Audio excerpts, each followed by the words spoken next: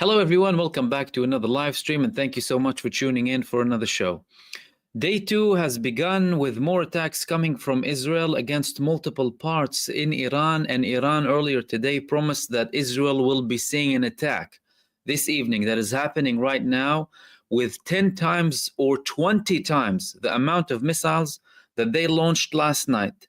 Iran said that they only launched 100 missiles in the kickstart. Therefore, we're expecting to see 2,000 missiles landing on Israel today, and images are coming up right now from HAIFA, the main northern city with key strategic locations, with missiles landing on the oil refineries in the city, petrochemical and oil refineries, with fires exploding. So I posted these two videos here.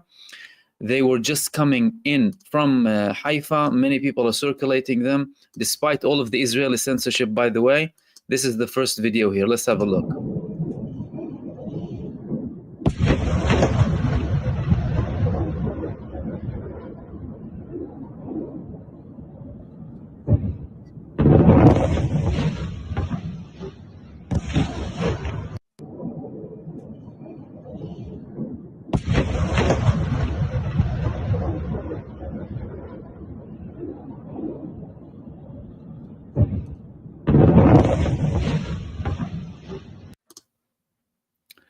So that was the first video that was coming from HAIFA, and there was another one here. טוב, הם פגעו בבתי זיקוק, או ליד הבתי זיקוק. מאחורי הבתי זיקוק, כל האזור של דשנים. הם פגעו שם באזור. הכל בוער. טוב, הם פגעו. These are the Israeli oil refineries. We're talking about the most important oil refineries in the northern part of Israel, and Iran declared that they will be attacking many important bases. They didn't say what they're going to attack, and these were just the two videos that I personally posted on X, by the way. I've gathered a lot of other videos too from multiple sources as well. Witnesses who are in the north are describing explosions that they haven't heard ever before. We're talking about clearly missiles that Iran is potentially using for the first time now. Earlier on, Iranian General Vahidi said that they will be feeling, and the Iranians too, they said that they will be feeling the power of Khaybar, the Iranian missile, and indeed, clearly, Iran is using now more intensive missiles against Israel. This is, of course, only one. These are only one or two of the videos that we had popping up so far. There were other angles too of people posting close to the fire. So let's have a look at one of these videos here with people documenting the impact. هاي ريفينري يا شباب الريفينري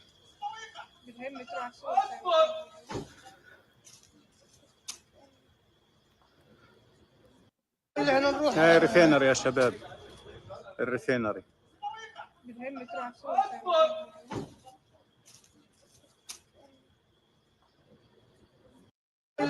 هاي ريفينري يا شباب. So these were closer images of the refineries burning following the attacks that came from Iran. There were also other videos being published of the missiles as they were landing too, as we can see in one of the other videos that are being published. Bear with me a second. And tonight we'll have another hopefully long live stream to cover everything as and when it happens. Let's have a look at the other video. Just one second.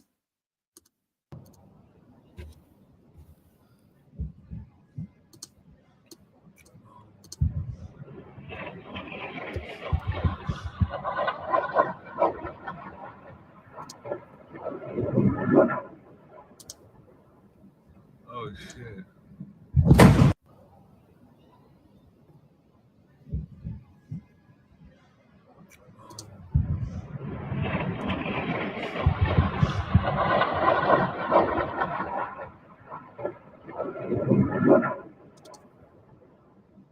Oh shit.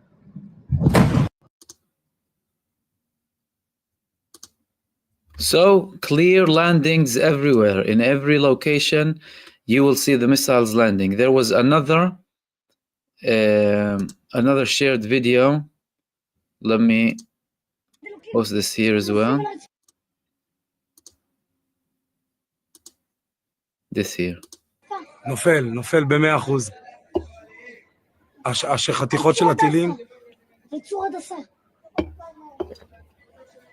אתה נפל 50. No interception whatsoever. In some of the videos that have been published so far, we can see certain attempts of interception, but in the majority of the missiles that were landing today, nothing was intercepted, primarily from the missiles that landed in HAIFA primarily. There are also images circulating online as well about the impact too. Reports that other parts are going to be attacked as well. But clearly this time, Iran decided to start from the oil and petrochemical refineries. Let me share another video that is circulating here about the intense fire and damage that is taking place from multiple channels on Instagram. Let's have a look here. On, Telegram. Instagram, no, Telegram.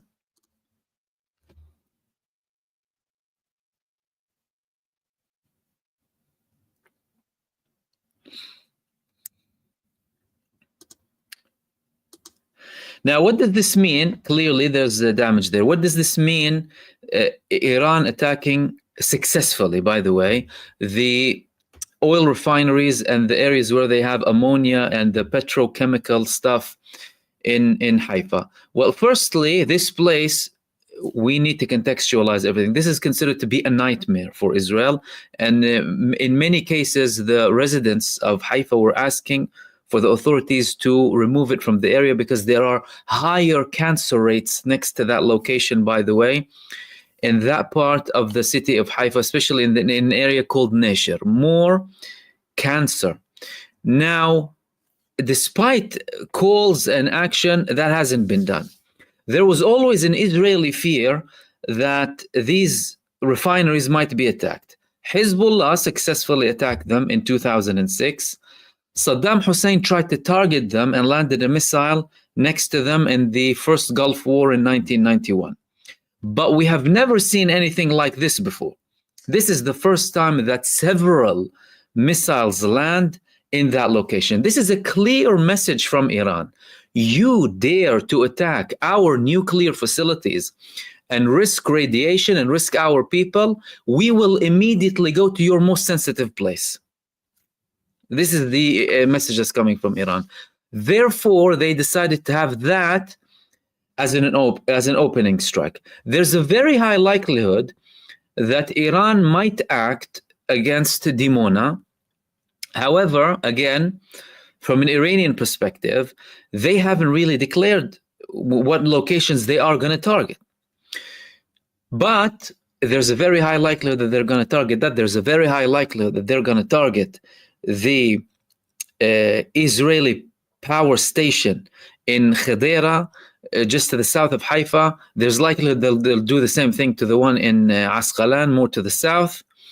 And there's a very high likelihood that they're going to target more oil locations, like oil rigs inside of Israel, especially ones that could be off the shores of the northern part of occupied Palestine and also off the shores of Asqalan in the south. And we saw them on fire, by the way, already in True Promise 2. Now, in relation to the attacks, this is going to be an ongoing attack coming from Iran, clearly. This is just the kickstart. And more videos are going to be coming in. I'm going to try and share them with you from multiple sources directly, online, and also from multiple accounts as well. Now, it's important to note that there were a couple of updates in the past couple of days. There were statements coming from multiple countries, but the most interesting comments came from Pakistan and China.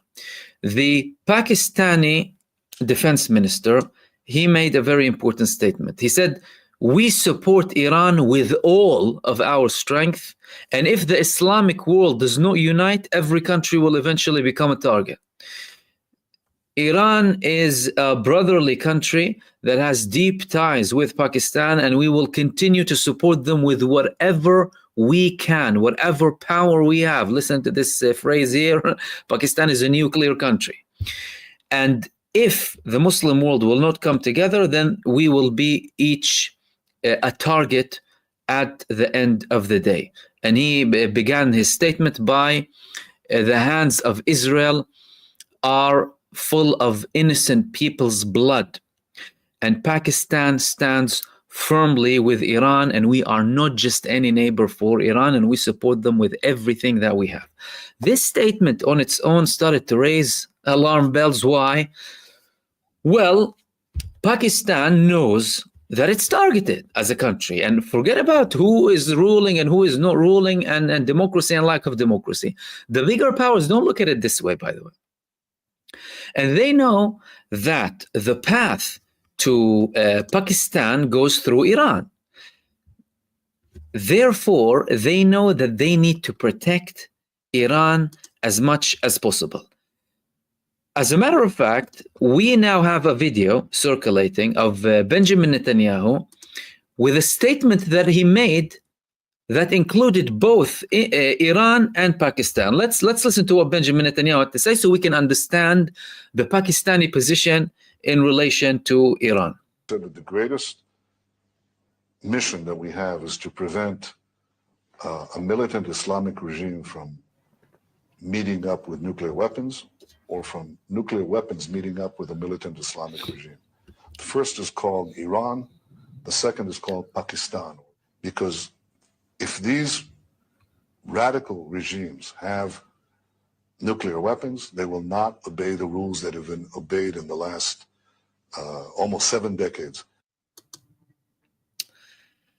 So clearly, from an Israeli perspective, they are worried about Pakistan. As a matter of fact, one of the previous heads of the Mossad said that his biggest nightmare was actually Pakistan, because from an Israeli perspective, Pakistan is a very large Muslim country that already has nuclear weapons. The second very, very important statement came from none other than China, and China, which is usually a very diplomatic country, a country that doesn't seek any sort of trouble or escalation. This time they had a very, very firm statement in relation to Iran and Israel. So there was a statement coming from the foreign minister, Wang Yi. He held phone calls with both the Israeli and Iranian counterparts. Wang told Iran's Abbas Araghchi that China would support Tehran in defending its legitimate rights and interests. China would help Iran in defending its legitimate rights and interests. That's China. We spoke about Pakistan earlier on. This is China. While he told the foreign minister, Gideon Sa'ar, that Beijing is opposed to Israel's actions of attacking Iran with force, the statement says. Again, let's remember here, China is a very, very diplomatic country. China has a very wise diplomacy globally. They don't seek escalation. They don't seek hostility. As a matter of fact, all the hostilities that's coming towards China and all of the countries of the East, or what's called the Global South, are coming from arrogant Western establishment. Western establishments in multiple parts in Europe, in the United States, against these countries. China isn't looking for trouble, but China knows that going to Iran and targeting Iran is a red line for them. Iran is the biggest supplier of oil for China, and from a Chinese perspective, they can't have any puppet regime inside of Iran trying to choke them if they do not obey to the United States trying to reserve its hegemony state across the world. Therefore, we're seeing now more countries being involved in talking because they clearly sense the danger.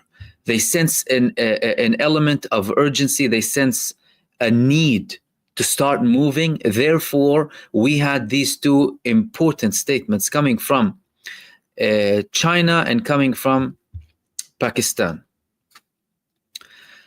On the Israeli side,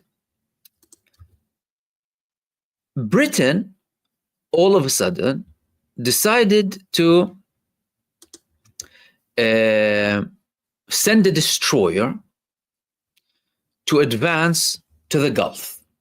The United Kingdom, who just applied sanctions on Ben Gvir and Smotrich, they decided to send a destroyer to the Gulf. However, that didn't really go well. Why? Because the Iranian Navy prevented the British warship from entering the Persian Gulf amid suspected Israeli coordination. Of course, it's Israeli coordination. Britain has been a participant in this genocide since the beginning. Britain created the problem. Britain made the Balfour Declaration and handed Palestine to the Zionists after the British mandate. Britain isn't like some sort of a complicit country. This is where the problems began. Therefore, clearly they're a participant. They were on spy missions for Israel. They're still training the Israeli army, and they're still dealing with Israel. They're having Israeli officials, all of that. And now they're trying to, on the sly, go to the Gulf thinking that the Persian Empire, the Islamic Republic of Iran, is not awake. No, they're awake. What do you think? You can fool them? You can't fool them. As a matter of fact, now Iran is considering shutting the Hormuz Strait. We had several statements coming from Iran confirming that shutting the Hormuz Strait is one option that they are definitely considering on the table. This doesn't mean that Iran will go because on this move, by the way, because it's a very dangerous move. However, Brigadier General Ismail Kosari said that closing the Strait of Hormuz is under consideration, and Iran will make the optimal decision with all firmness. If Iran feels that the United States and the UK, they're going to try and kind of, start to play a part in this, that would not be a problem whatsoever. From an Iranian perspective, it would be like a walk in the park, by the way. It's a very easy job for Iran. However, they did not mention whether it's something that they're imminently going to do. They're just basically considering it for now. All of this is happening, and at the same time, the Palestinian resistance is still fighting. There's still a genocide in Gaza. The child killers are still killing people. Innocent civilians. There are still massacres when it comes to the aid, and the Palestinian resistance is still targeting Israel. Today, the Al-Qassam brigades, they bombed Kibbutz Nirim with a 114 millimeter Rujum short-range rockets. There were other moves being taken by the Saray al-Quds, the armed wing of the PIJ-2, targeting Israeli forces inside of the Gaza Strip. So whilst Israel is busy now with all of this, with Iran, they're still killing innocent people. And from a Palestinian resistance perspective, the Palestinian resistance is wide awake and is very able to respond and is still attacking Israel very heavily. Moving on to the other thing that I want to talk to, and we're going to go back to monitoring all of the videos. I'm going to start sharing all of the videos as they come in as well, but I just wanted to go through some of the updates that happened today. Pakistan says it's going to back Iran with its full force. China says it's going to back Iran. Strong condemnations coming even from the Saudis and from the Turkish leadership too, calling for more unity and more coordination.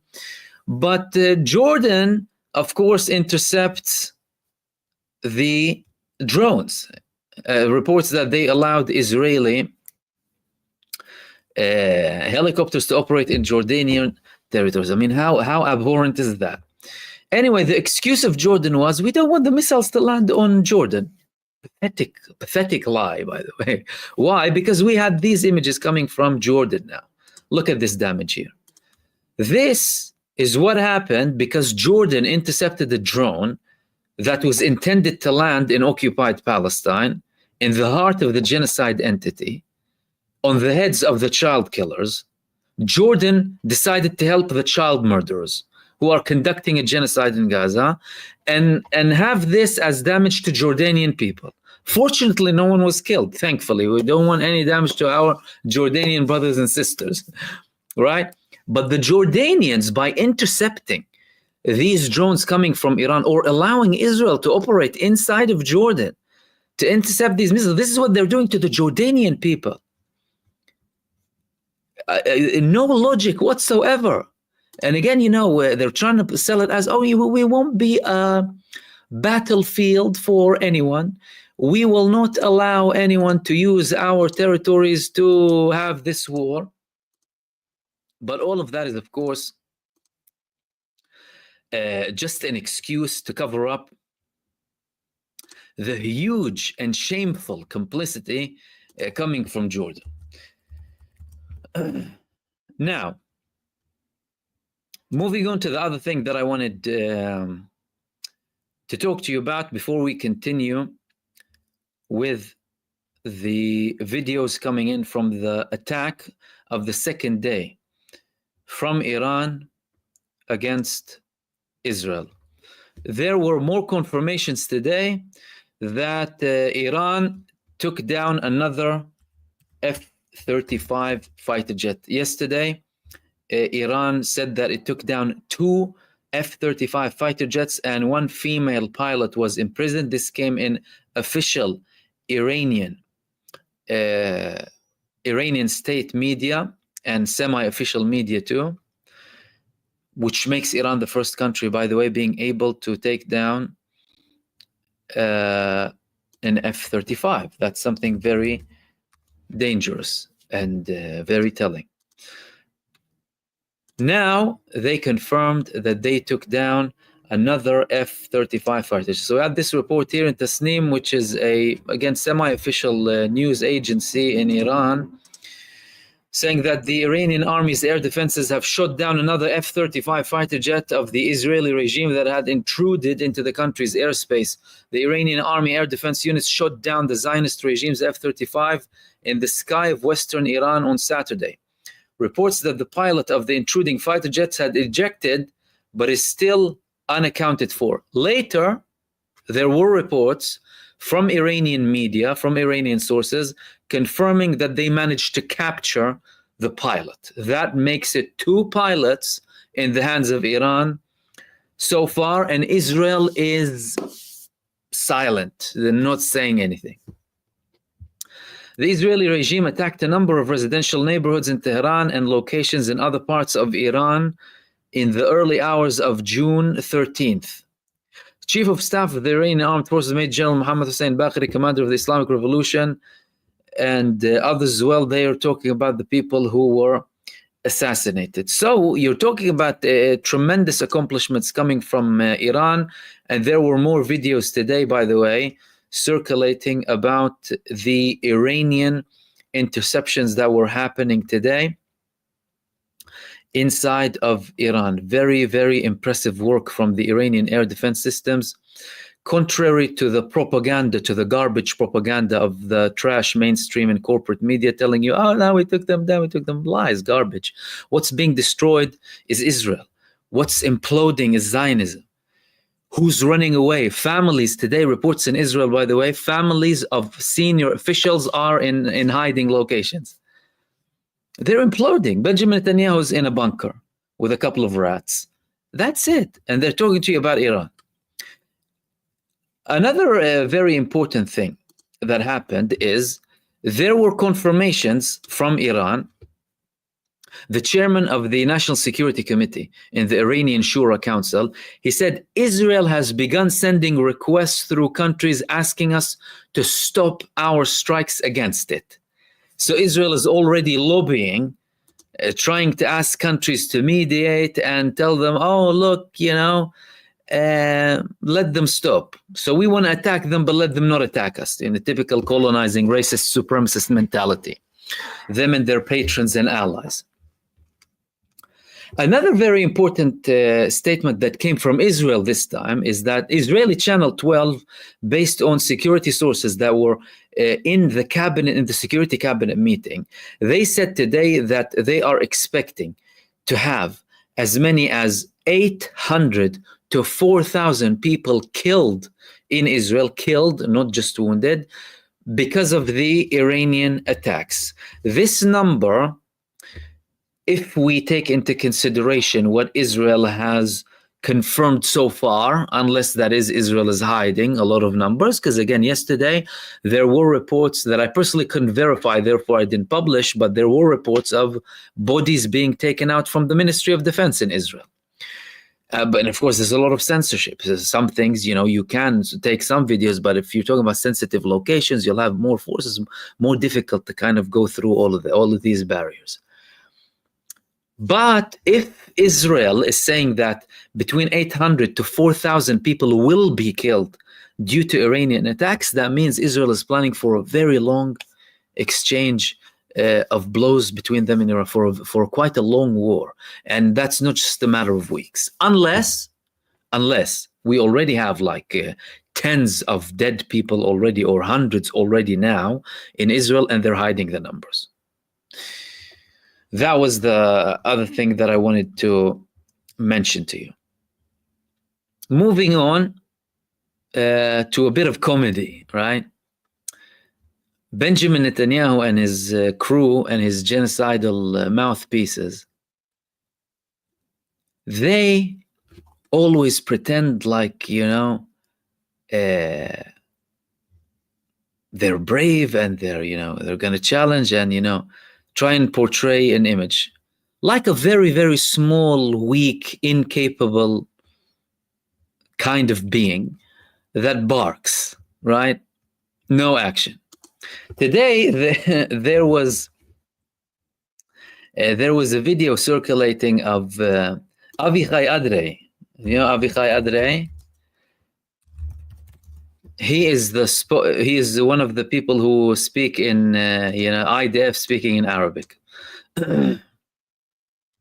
He was trying to say that what Iran is doing is unacceptable and this and that, and the man was shaking. He was literally trembling like this in fear. Look at this video here.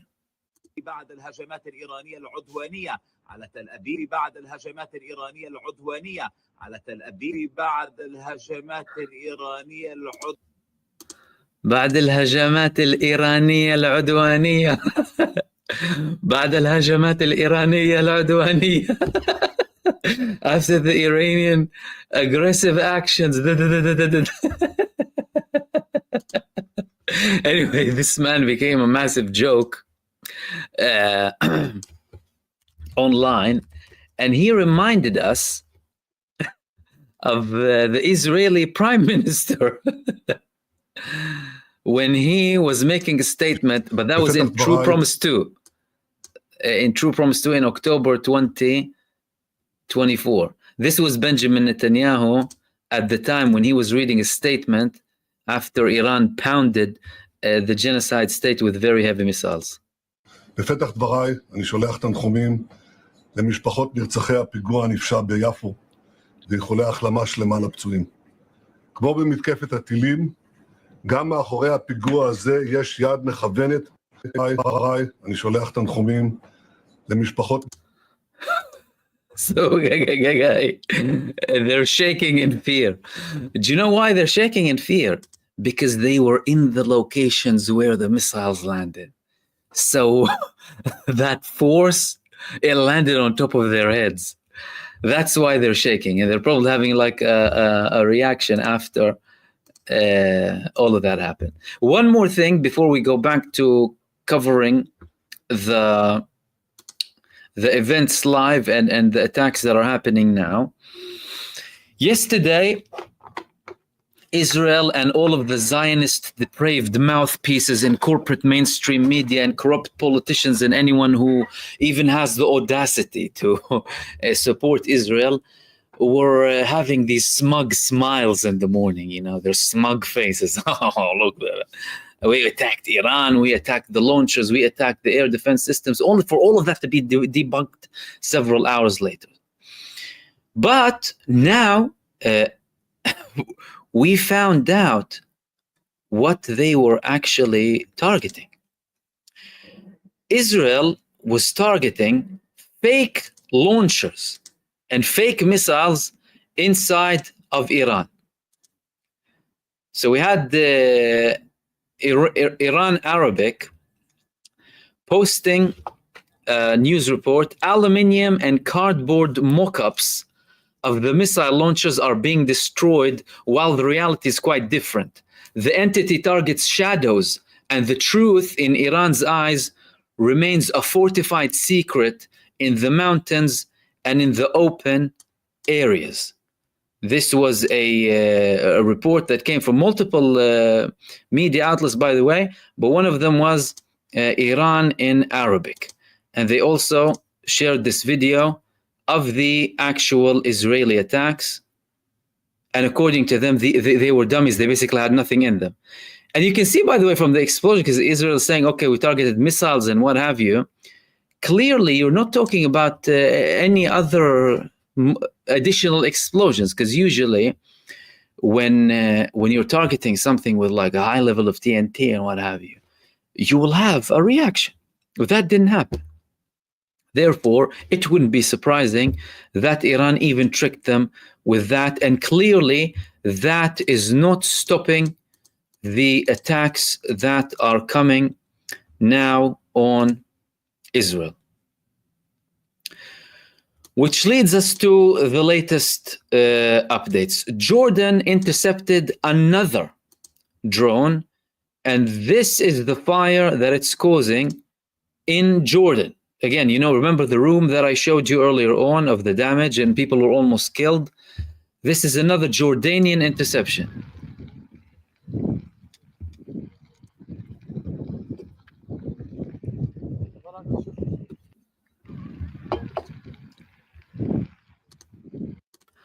What is the Jordanian authority saying, or what message is it sending by downing Iranian drones bound on a war criminal child-killing entity on its own territories?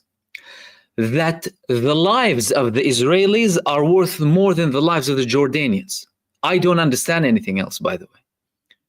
Jordan intercepting Iranian drones over Jordanian territory for the sake of Israel, whether it's them, whether it's Israel, or whether it's anyone else helping them, is a confirmation statement coming from the Jordanian authorities to say that the lives of the Jordanians are worth less than the lives of the Zionists.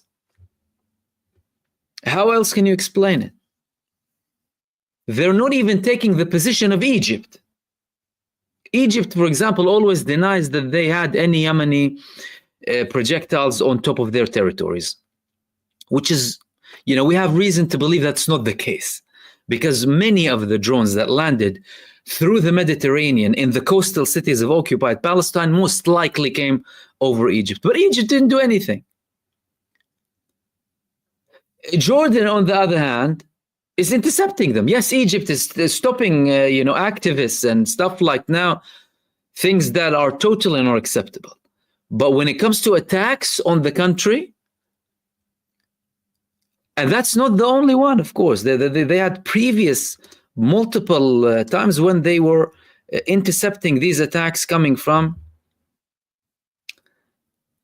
Iran. Now we have more images coming in. This is the latest video of the recent attack that is taking place from Iran in Israel.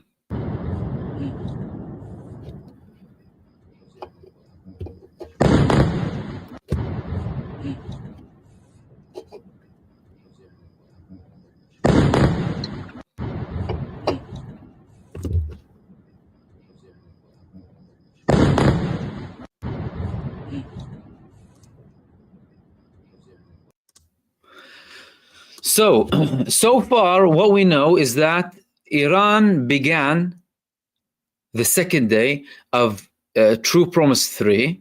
Iran did not put a scope or a roof, any limit to the attack.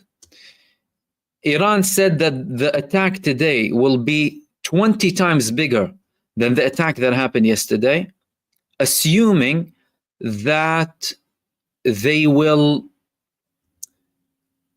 assuming that they targeted 100 yesterday. We're talking about 2,000 now.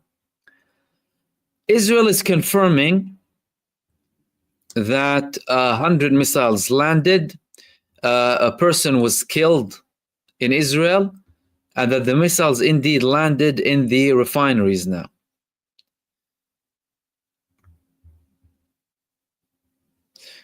So Israel is confirming that they already have casualties. Let's see what else Israel is confirming officially.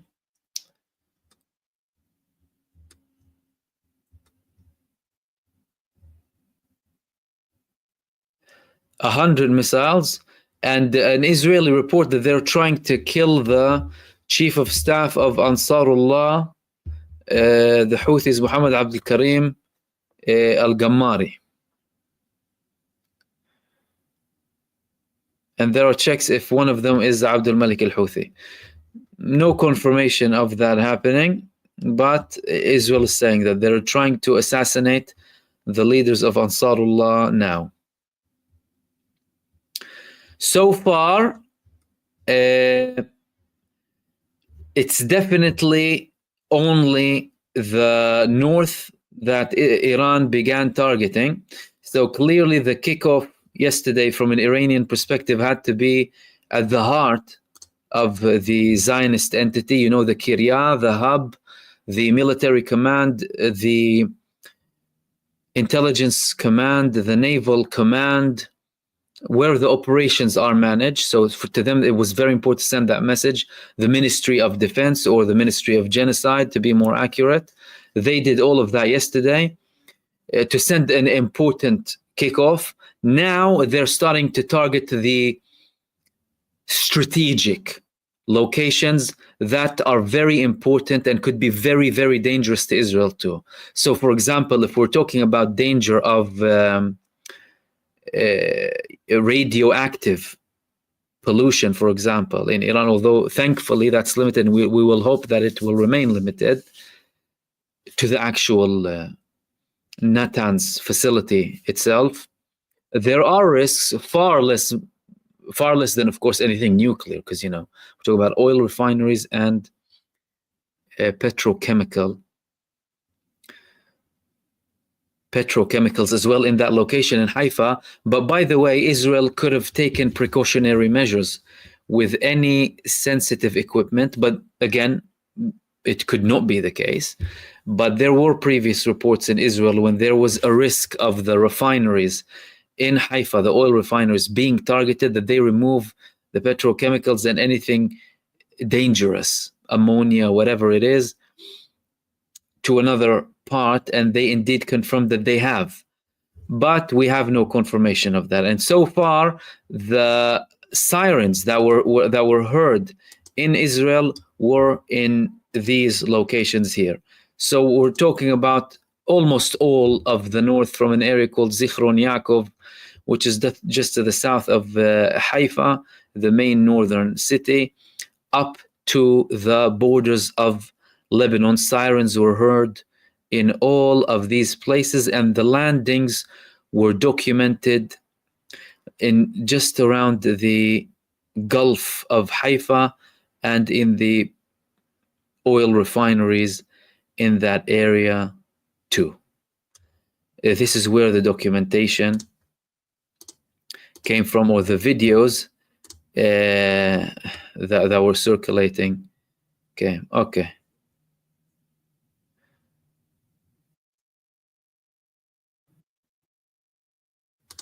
Okay, there is another video. There's a new video being published now.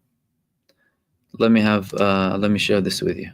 That's from the heart of Haifa, they're quoting it. It could be an area close to Haifa too, of the Iranian attack on Haifa. Let's have a look.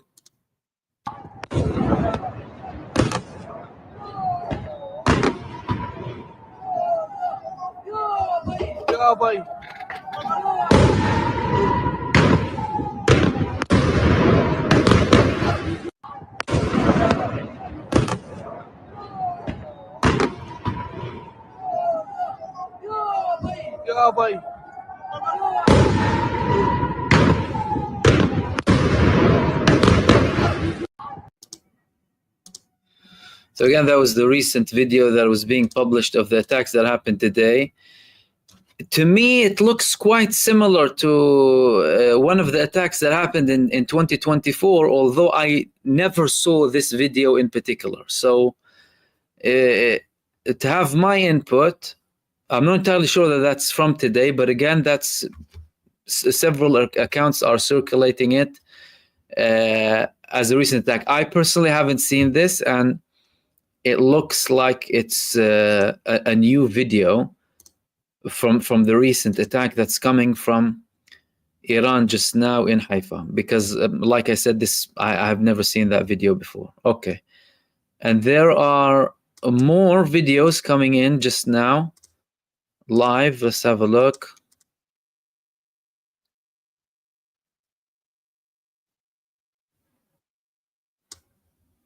Okay, let's have a look. نزل هلا انه طمرو يلا فوتس نزل هلا انه طمرو يلا. So that's another missile landing there, and let's see what other videos are being published just now as we speak.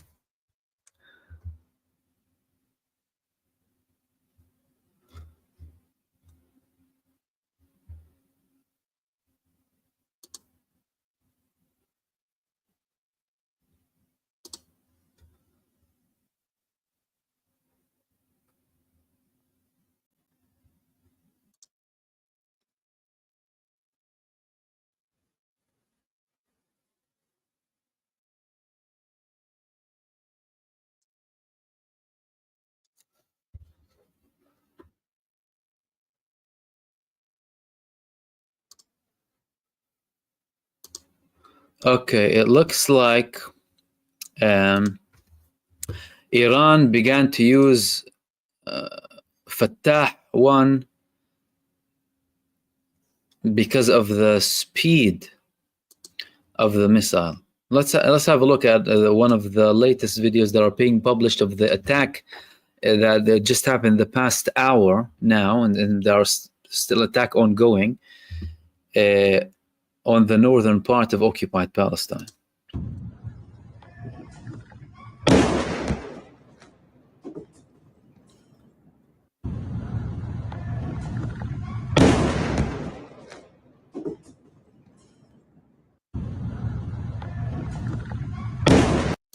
So again, this looks like potentially again a Fatah missile, but Iran said that they will be using Khaybar, and Khaybar is one of the most effective weapons of Iran.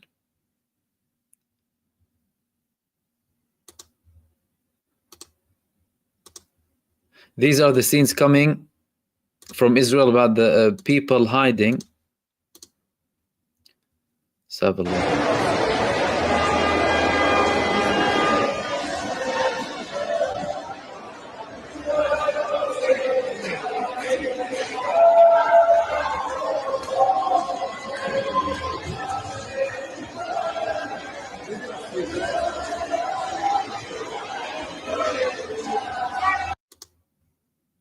Hiding and singing as well.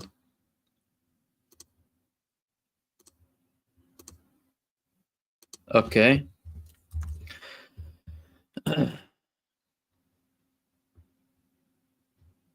Iran says that oil, let's have a look at this report here. The oil depot of Tehran and a fuel tank in the south were attacked by the Zionist entity, and the situation is under control. So we're in a situation where there are simultaneous attacks at the same time between Iran and Israel. And for those of you who are joining now, we're covering, and thank you, of course, everyone for tuning in. We're covering the live exchange and primarily the attacks that are being carried out from Iran on Israel. And the latest one is one of the most significant ones. This looks like a very extremely fast, like a Mach 20 maybe, missile landing in the north of Israel.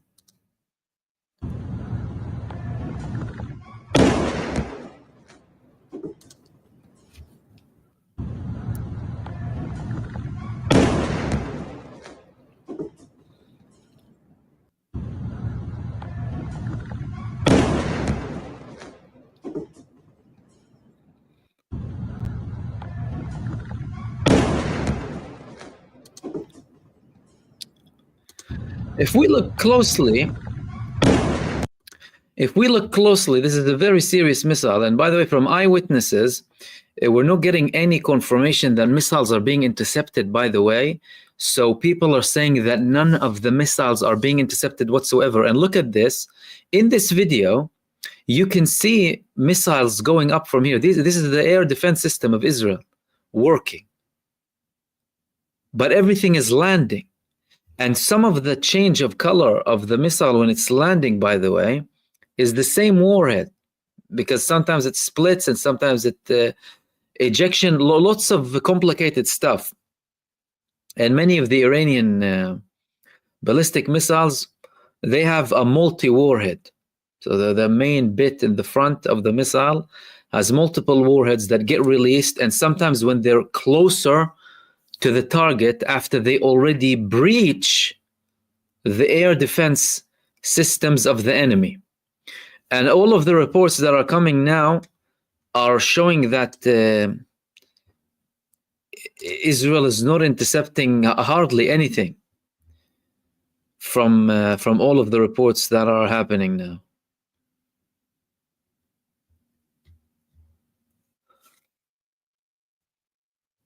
Israeli sources are also saying a very dangerous, abnormal,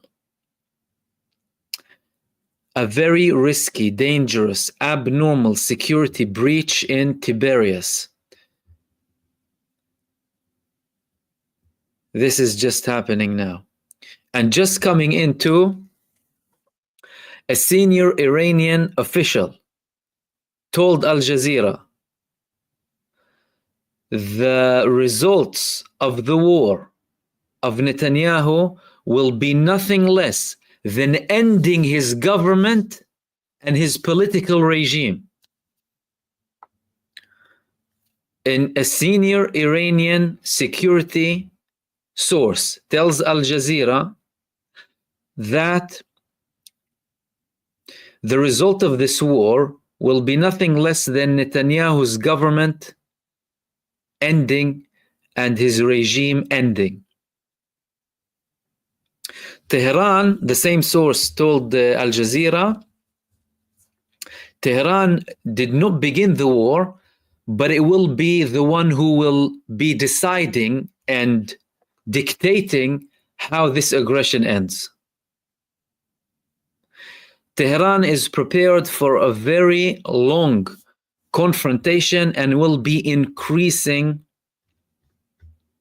its attacks. So this is breaking from Al Jazeera. Iran, well, the main thing is a senior Iranian security official telling Al Jazeera the results of the war of Netanyahu will be nothing less than ending his government and ending his political regime. This is based on an Al Jazeera report speaking with a security source, an Iranian security source.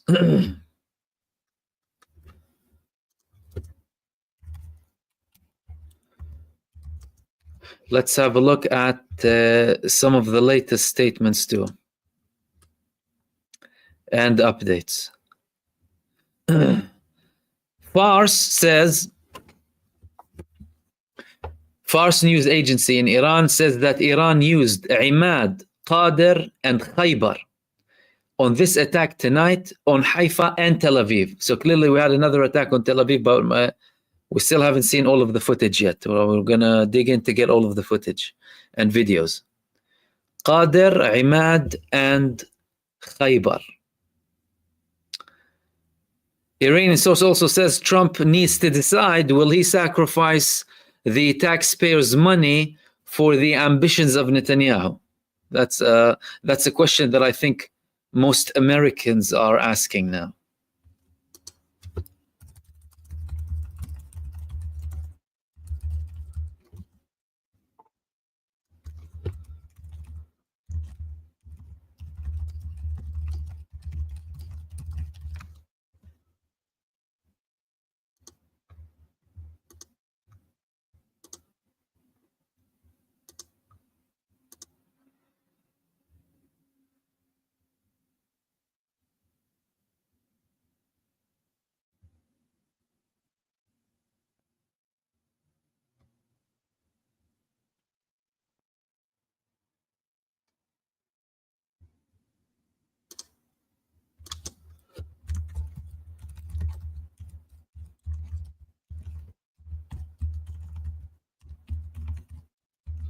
So if you're joining me now, this is the latest video that was coming from the Iranian attack on the northern part of occupied Palestine.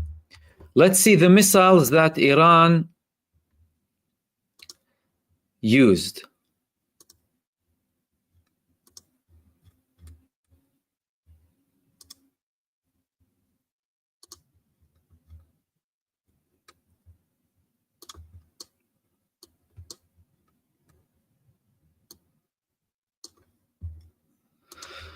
So let's have a look, because we had the report, a confirmation that Iran used Imad and Qadir and Khaybar missiles. Let's start with Qadir missile. So this is the missile, one of the missiles that Iran used today. Length from 15 to 16.5 meters, diameter 1.25 meters, total weight 15 to 17,500 kilos, 700 kilos to a ton warhead, liquid and solid two-stage ballistic missile. And they have three versions. Qadir S, 1,350 kilometers, Qadir H, and that goes to 1,650 kilometers, and Qadir F with 1,950 kilometers. The other missile that they used was Imad. Let's share all of the missiles that have been used in this attack.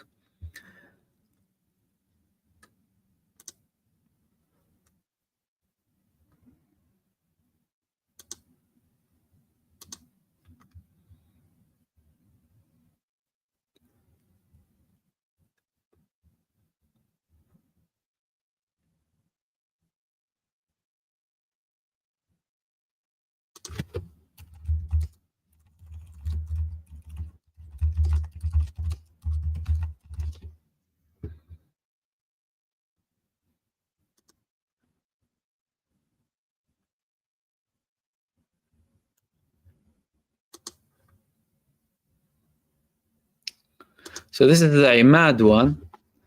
All of them are Shihab variants, so they're quite closely matched. This one can hold a warhead of up to 800 kilograms too.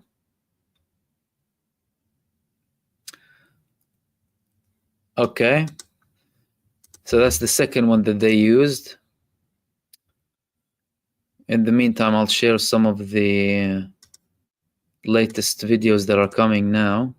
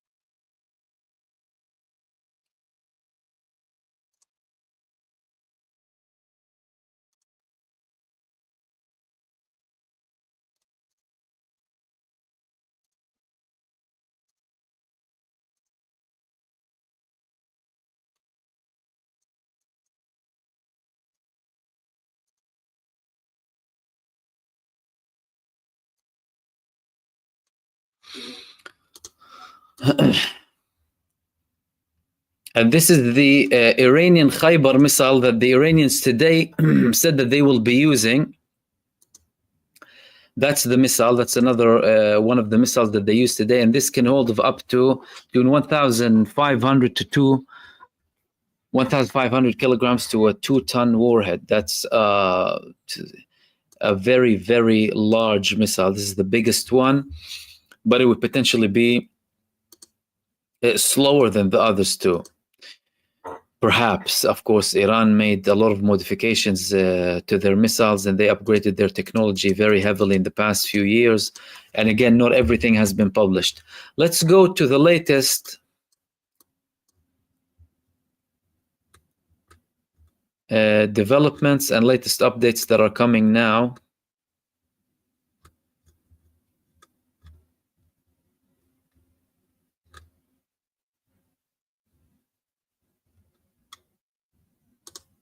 So we have another video of the scenes over HAIFA.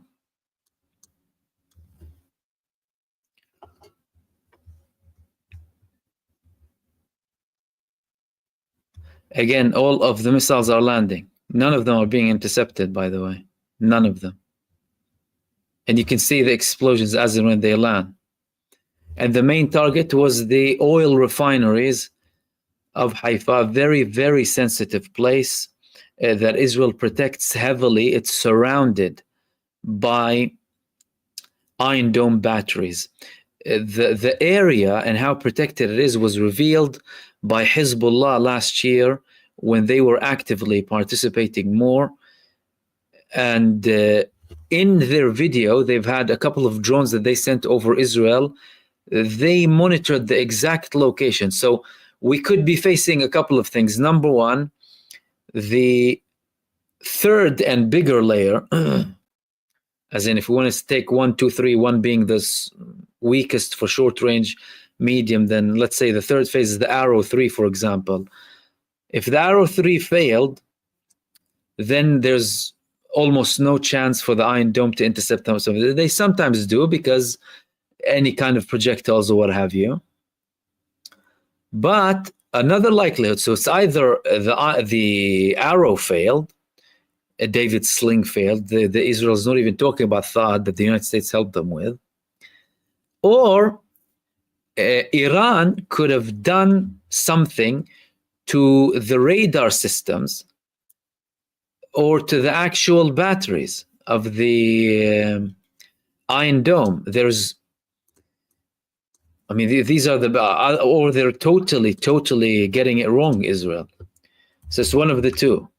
And Iran has the capacity because they have knowledge, they have intel, where these batteries are based, where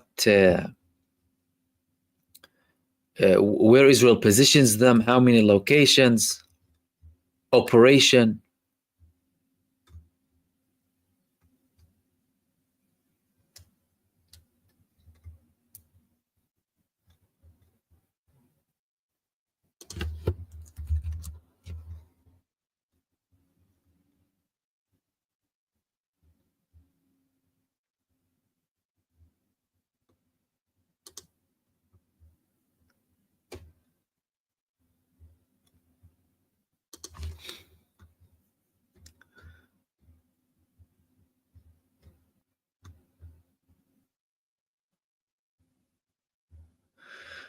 And now we're having more reports coming now, multiple reports about the Israeli head of the Shin Bet resigning now.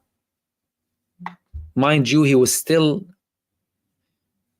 in his position despite Benjamin Netanyahu getting his way and wanting to replace him later on, but now he is out. Did something happen to him, or?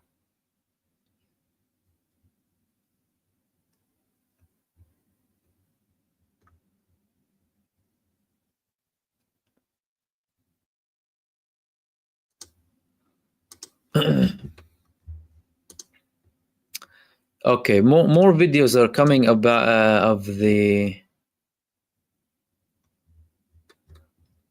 moments that the missiles were landing, and Iran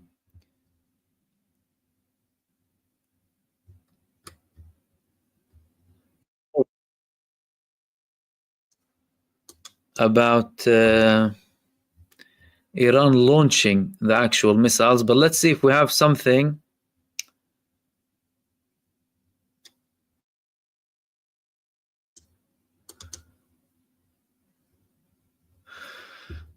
Okay. This is another video being published just now.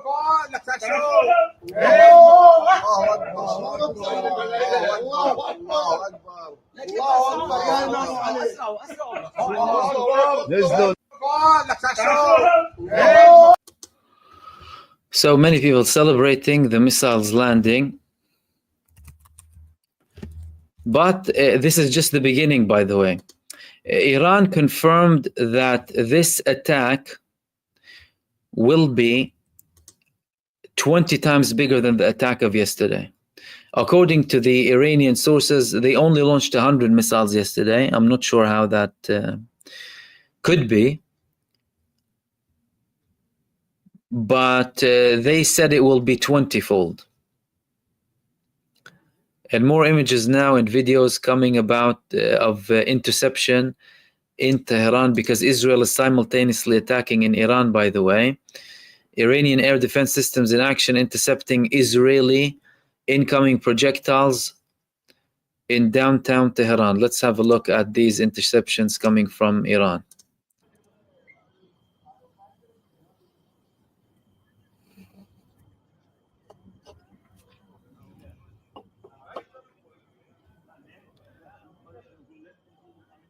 کلا پدافند بلند شد. پدافند بلند شد. پدافند بلند شد.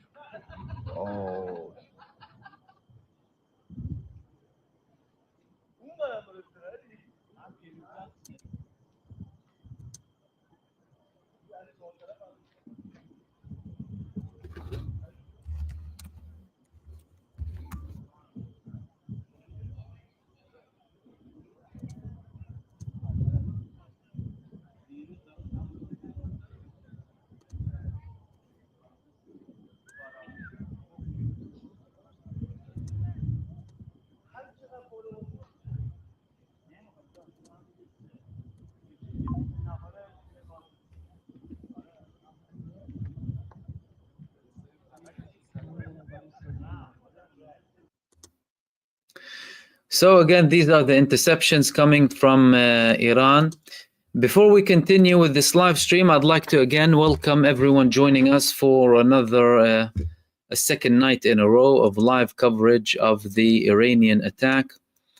Some of the details, some of the things that are happening in Iran too, and all of the missiles, all of the reports that are happening on the ground live in occupied Palestine following the Iranian attack. So thank you everyone for tuning in and everyone participating in the chat. And I just wanted to give a quick shout out to everyone sending supers, much appreciated. El Karaki, Jane, Egbertina, Conrad, Angela, J, Esdras, The Alchemist, Marvin, Michael, Jay, Gavin, Bimsi, I'm sorry if I mispronounced that, by the way, and Killmonger. Thank you all for all of your participation.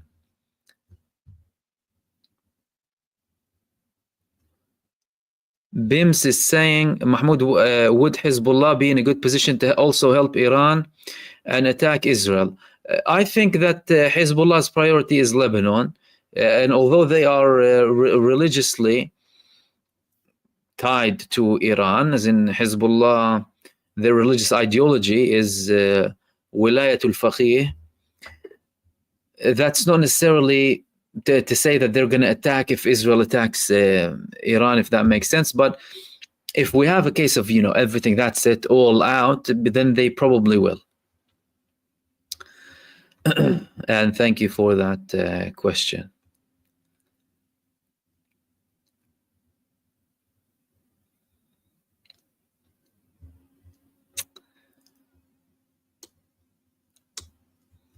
And again, thank you so much, everyone else participating. Let's go back to all of the latest updates. So again, these were the moments when the missiles were landing here.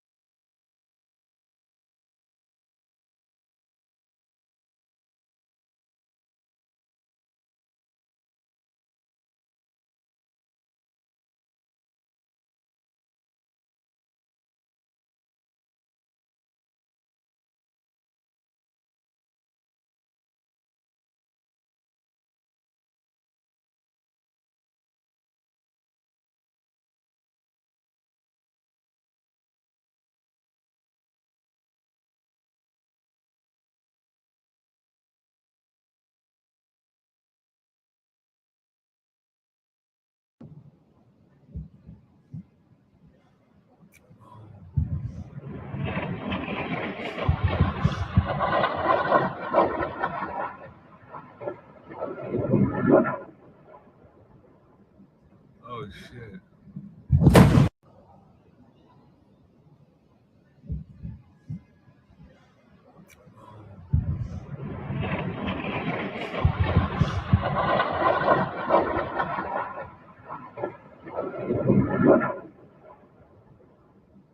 Oh, shit.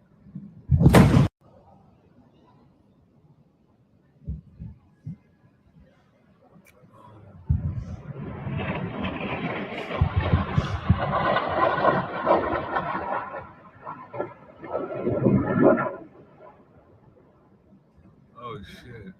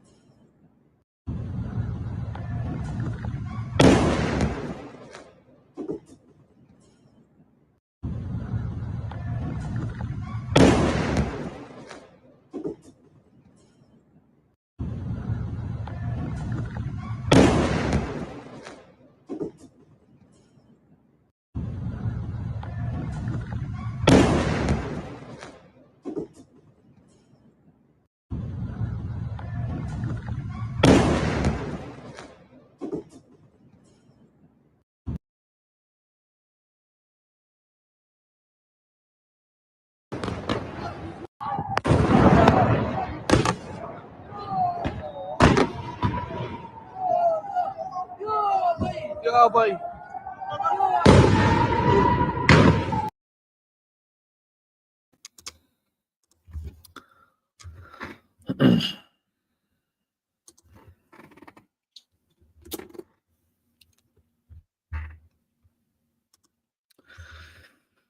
So again, welcome everyone. While we cover all of the latest updates tonight, I'm going to be with you to cover the majority, or if not all. Last night we managed to cover almost all of the Iranian attack that took place against Israel so far. Iran in the morning, they said that we will be launching heavy missile. The world will be shocked by what they see. Now, that's clearly happening.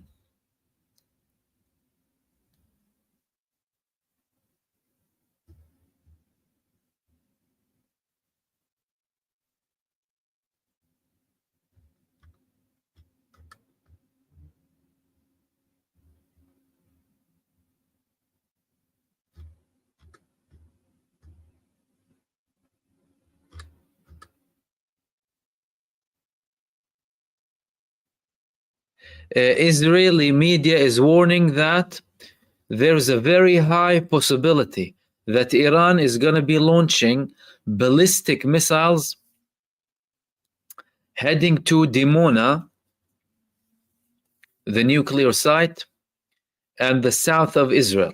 Again, Israeli sources are preparing to be attacked. 3 killed in the north of Israel, according to Channel 14, in the HAIFA area, due to the recent Iranian attack.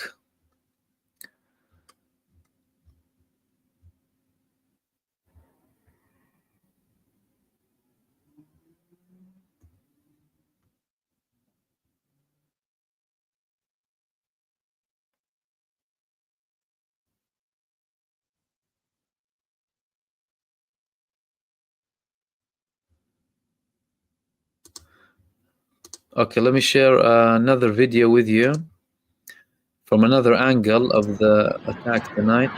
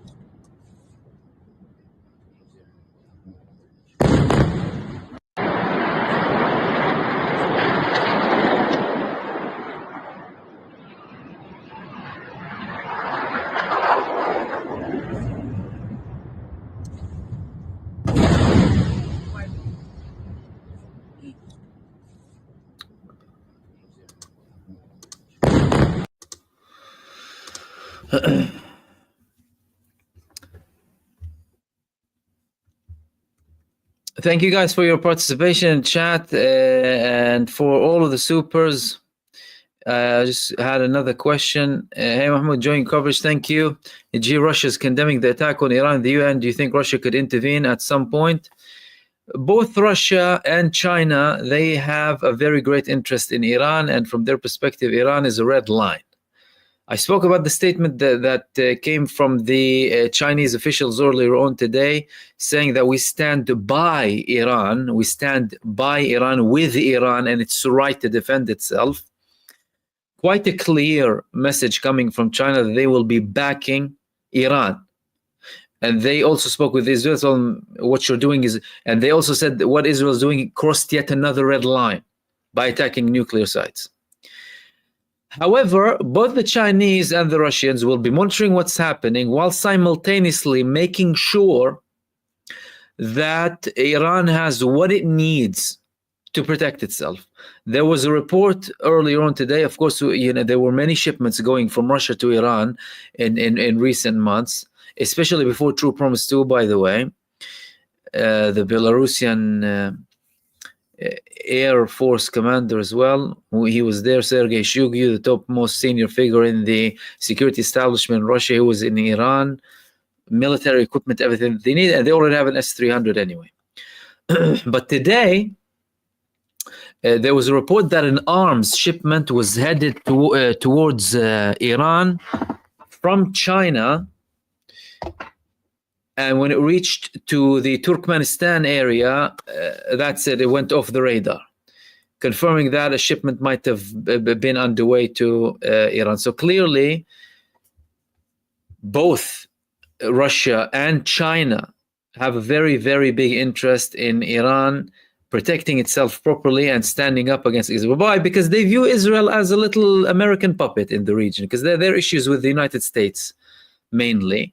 Therefore, they view Israel as the extension of the United States in this part of the world, the last Western colony, the last apartheid supremacist entity planted there by Western colonialists in the region. That's how they view them, which is what they are, really. So they will definitely help Iran. And there was also a strong statement that I spoke about early in this live stream about the Pakistani defense minister saying that they support Iran with whatever they need. And that was a very important statement because Pakistan is, of course, a nuclear country, which means that they can be supporting Iran with a nuclear bomb if needs be. I mean, there were reports earlier that, you know, that help could have come from potentially Russia or China too, or North Korea. But Pakistan saying that very clearly shows you that, well, there might be something there too to help Iran.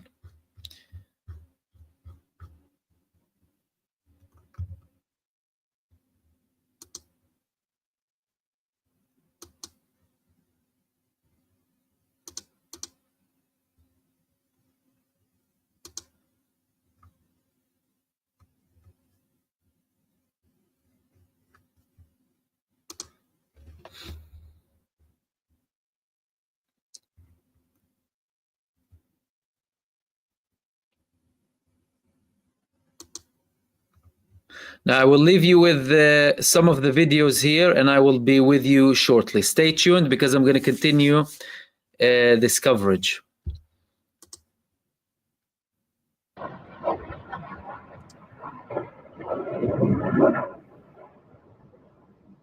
Oh shit.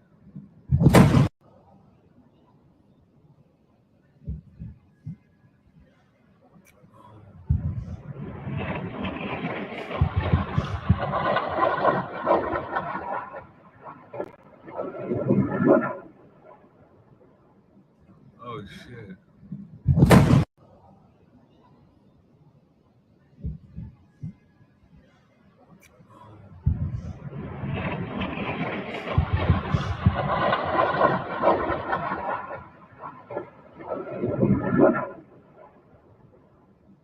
Oh shit.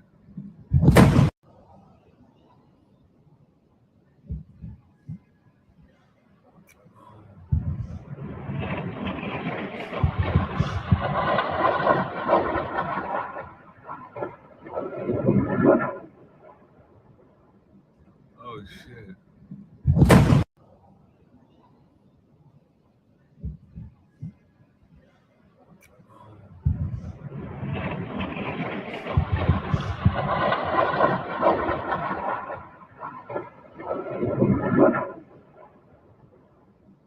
Oh shit.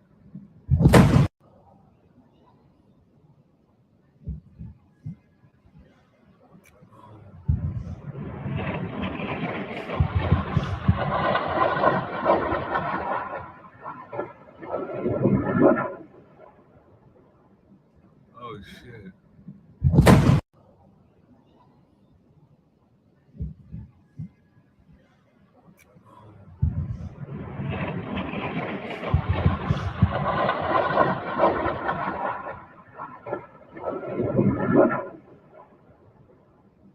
Oh shit.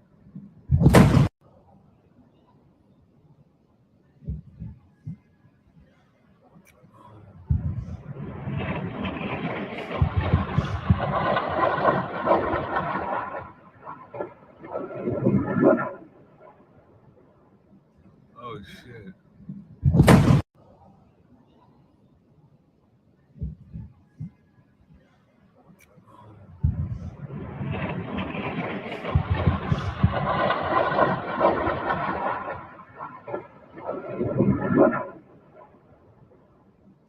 Oh shit.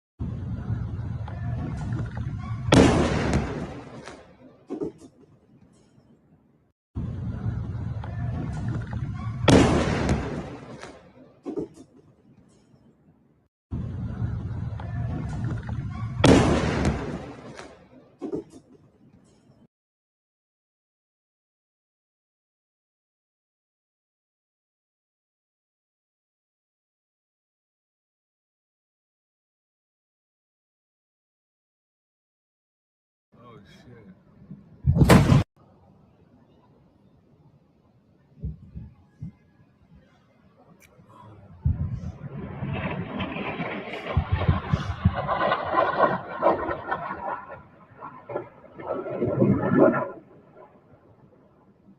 Oh shit.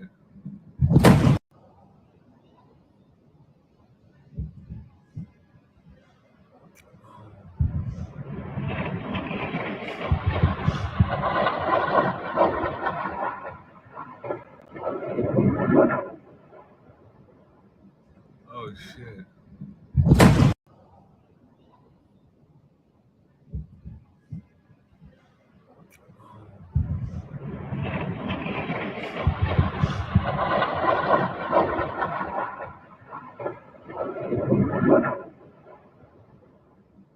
Oh shit.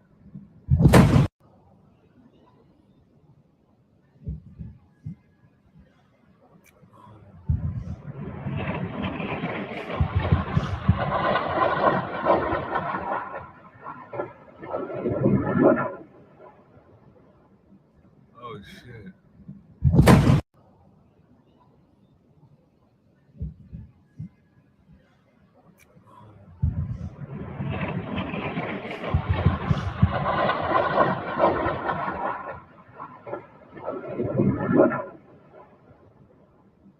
Oh shit.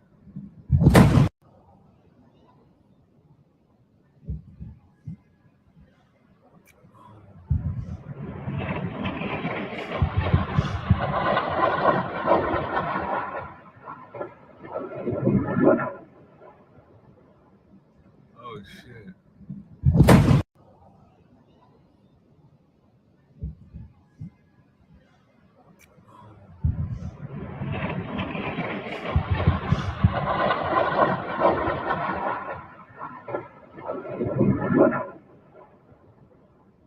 Oh shit.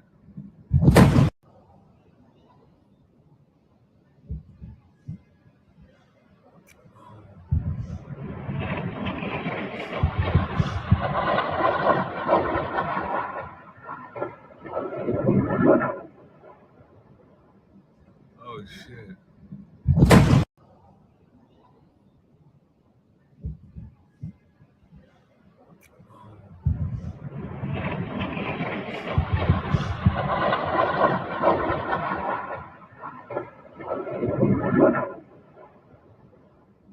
Oh shit.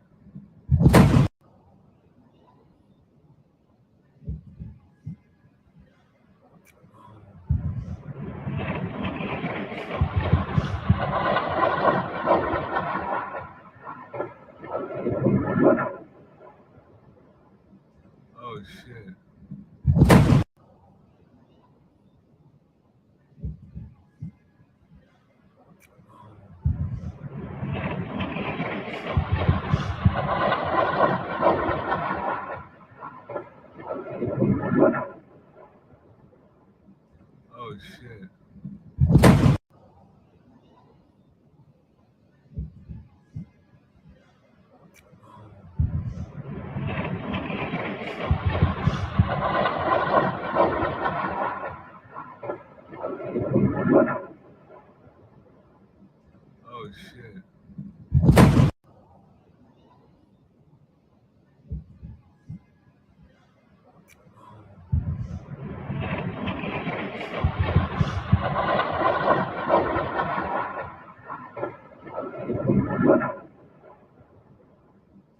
Oh shit.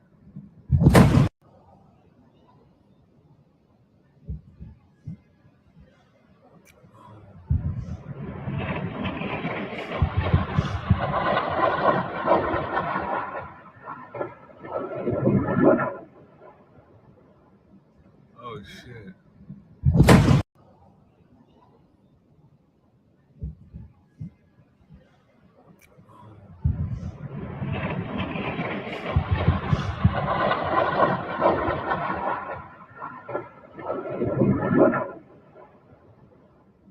Oh shit.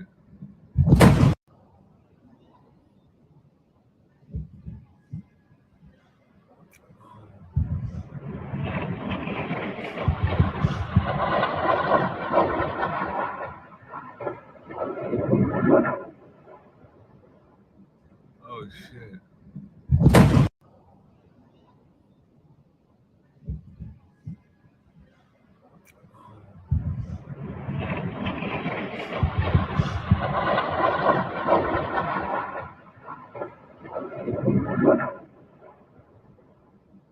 Oh shit.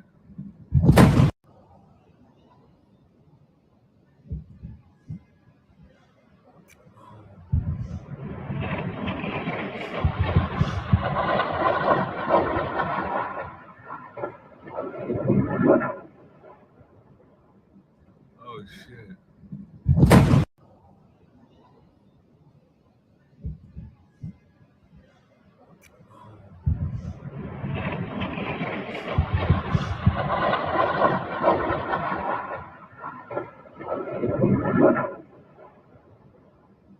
Oh shit.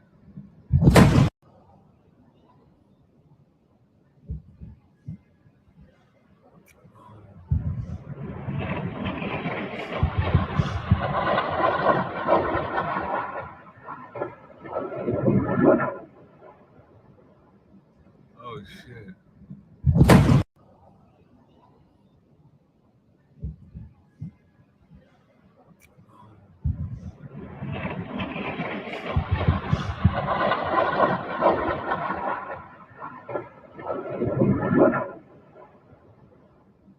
Oh shit.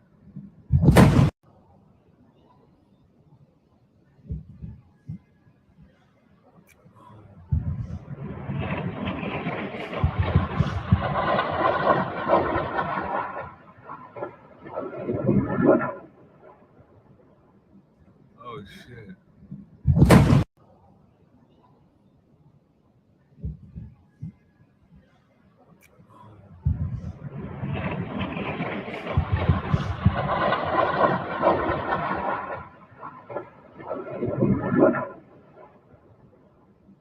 Oh shit.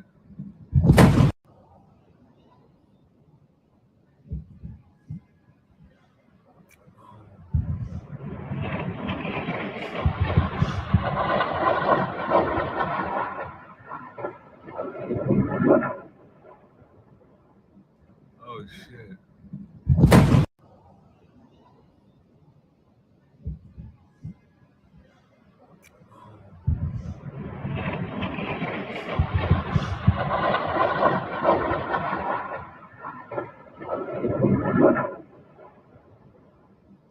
Oh shit.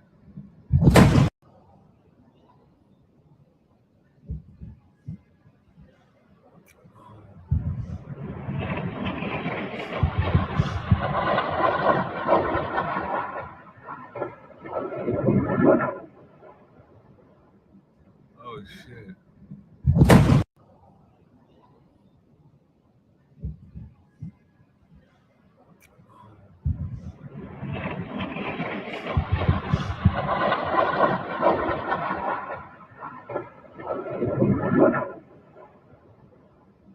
Oh shit.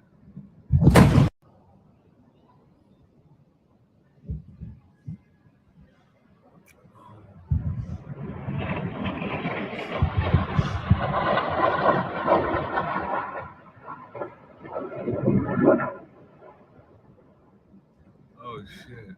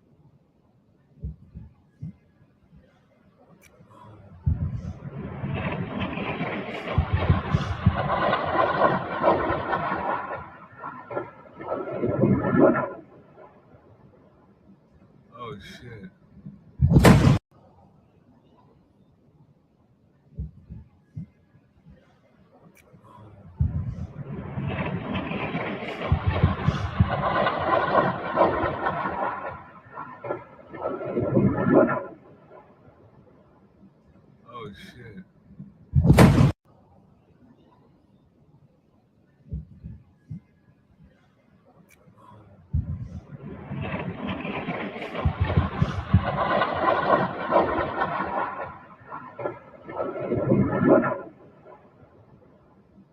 Oh shit.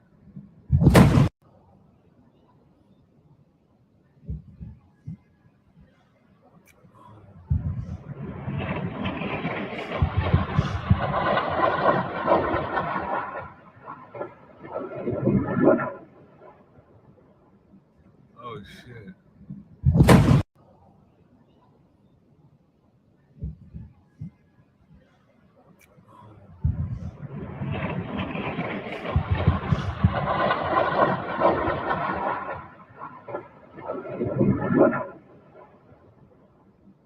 Oh shit.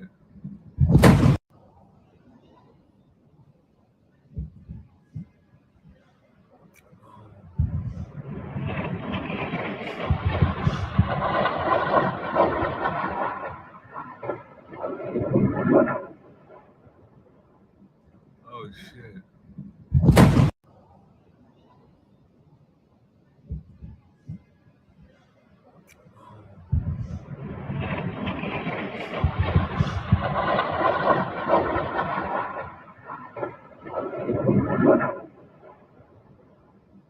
Oh shit.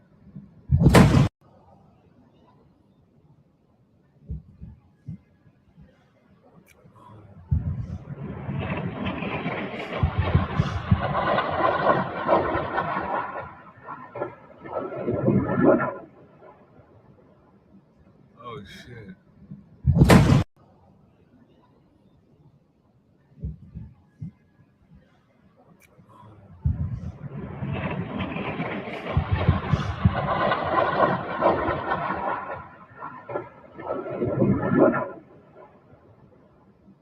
Oh shit.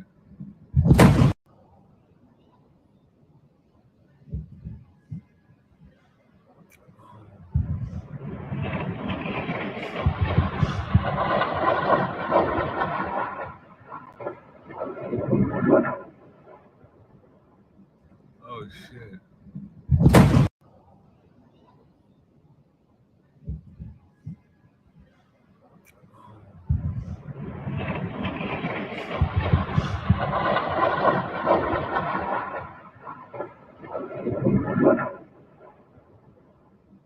Oh shit.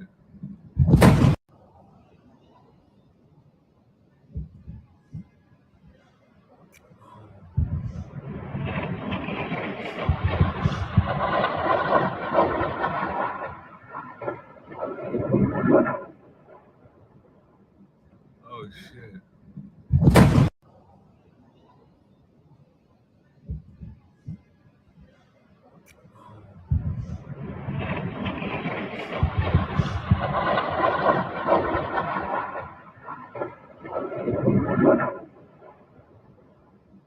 Oh shit.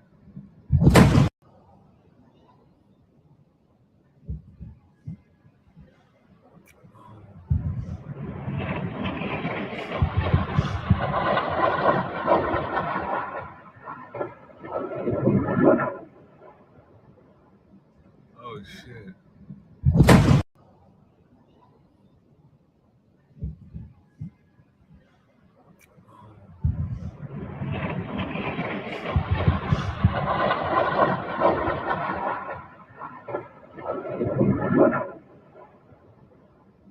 Oh shit.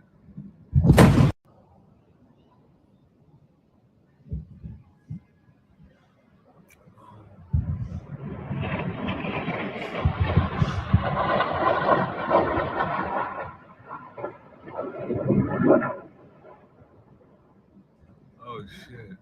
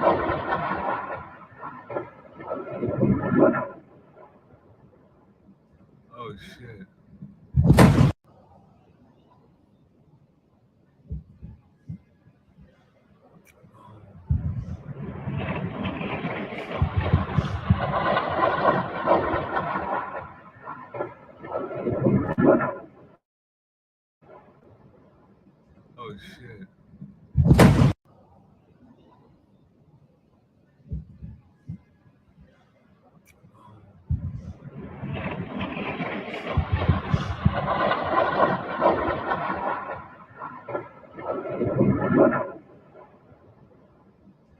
shit.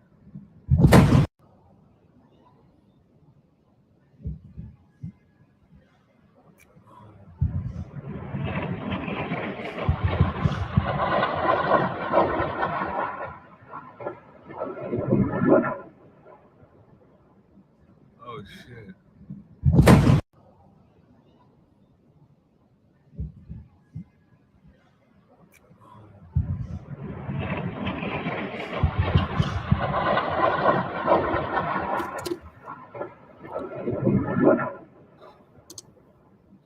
Oh shit. Okay, welcome back, everyone, and thank you for tuning in. For everyone who's been with us since the beginning of this live stream and everyone tuning in now. So I wanted to share with you now Israel's plan. Israel published a plan for the second phase. The recent updates that we had is Israel tried to assassinate senior figures in Ansarullah. Reports that it's the chief of staff of the Yemen Ansarullah in Israel. There were other reports saying that it was also Abdul Malik al-Houthi, who is the leader of Ansarullah in Yemen. But before we go there, there is a new video published.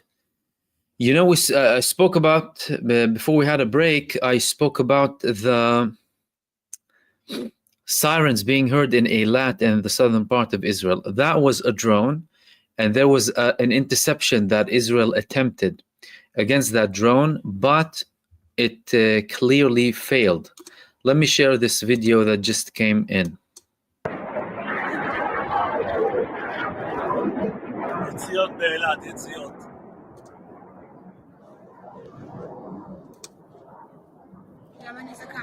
So this is זה יורד, זה יורד, זה יורד, זה ייפול על הכטב"מים.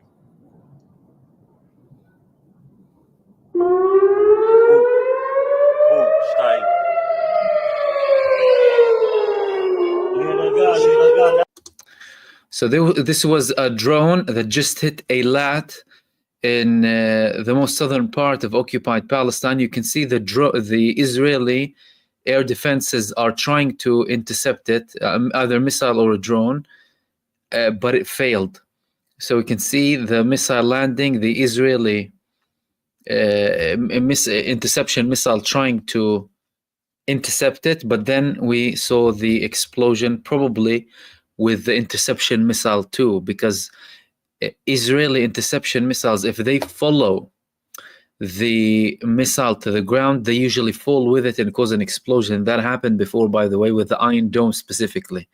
The Iron Dome had multiple failures where it bounced back and it actually hit other parts. So it would be the impact of the intended missile or drone and the attack coming from the Iranian missile too. So this was just in the attack in Eilat. That's in the southern part of Israel. Let me share the whole video with you again. יציאות באילת, יציאות.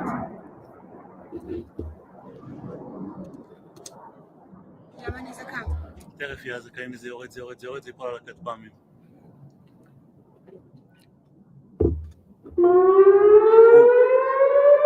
שתיים.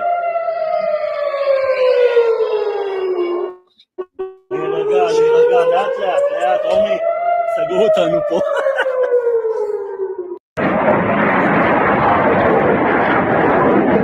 יציאות באילת, יציאות.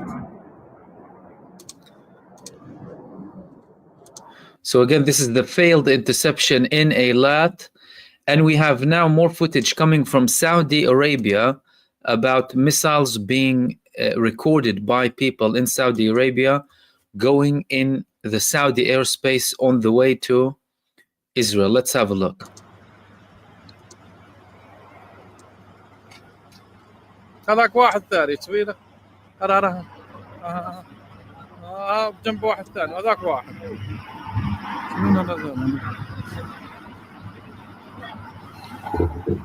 هذول اثنين ثانيات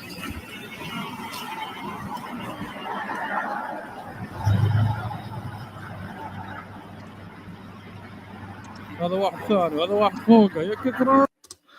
So these are Iranian missiles over Saudi Arabia going on the way to occupied Palestine, clearly showing that Saudi Arabia plays no role in intercepting these missiles, unlike Jordan. So these are people from Saudi Arabia recording the missiles as they are going over the Saudi airspace.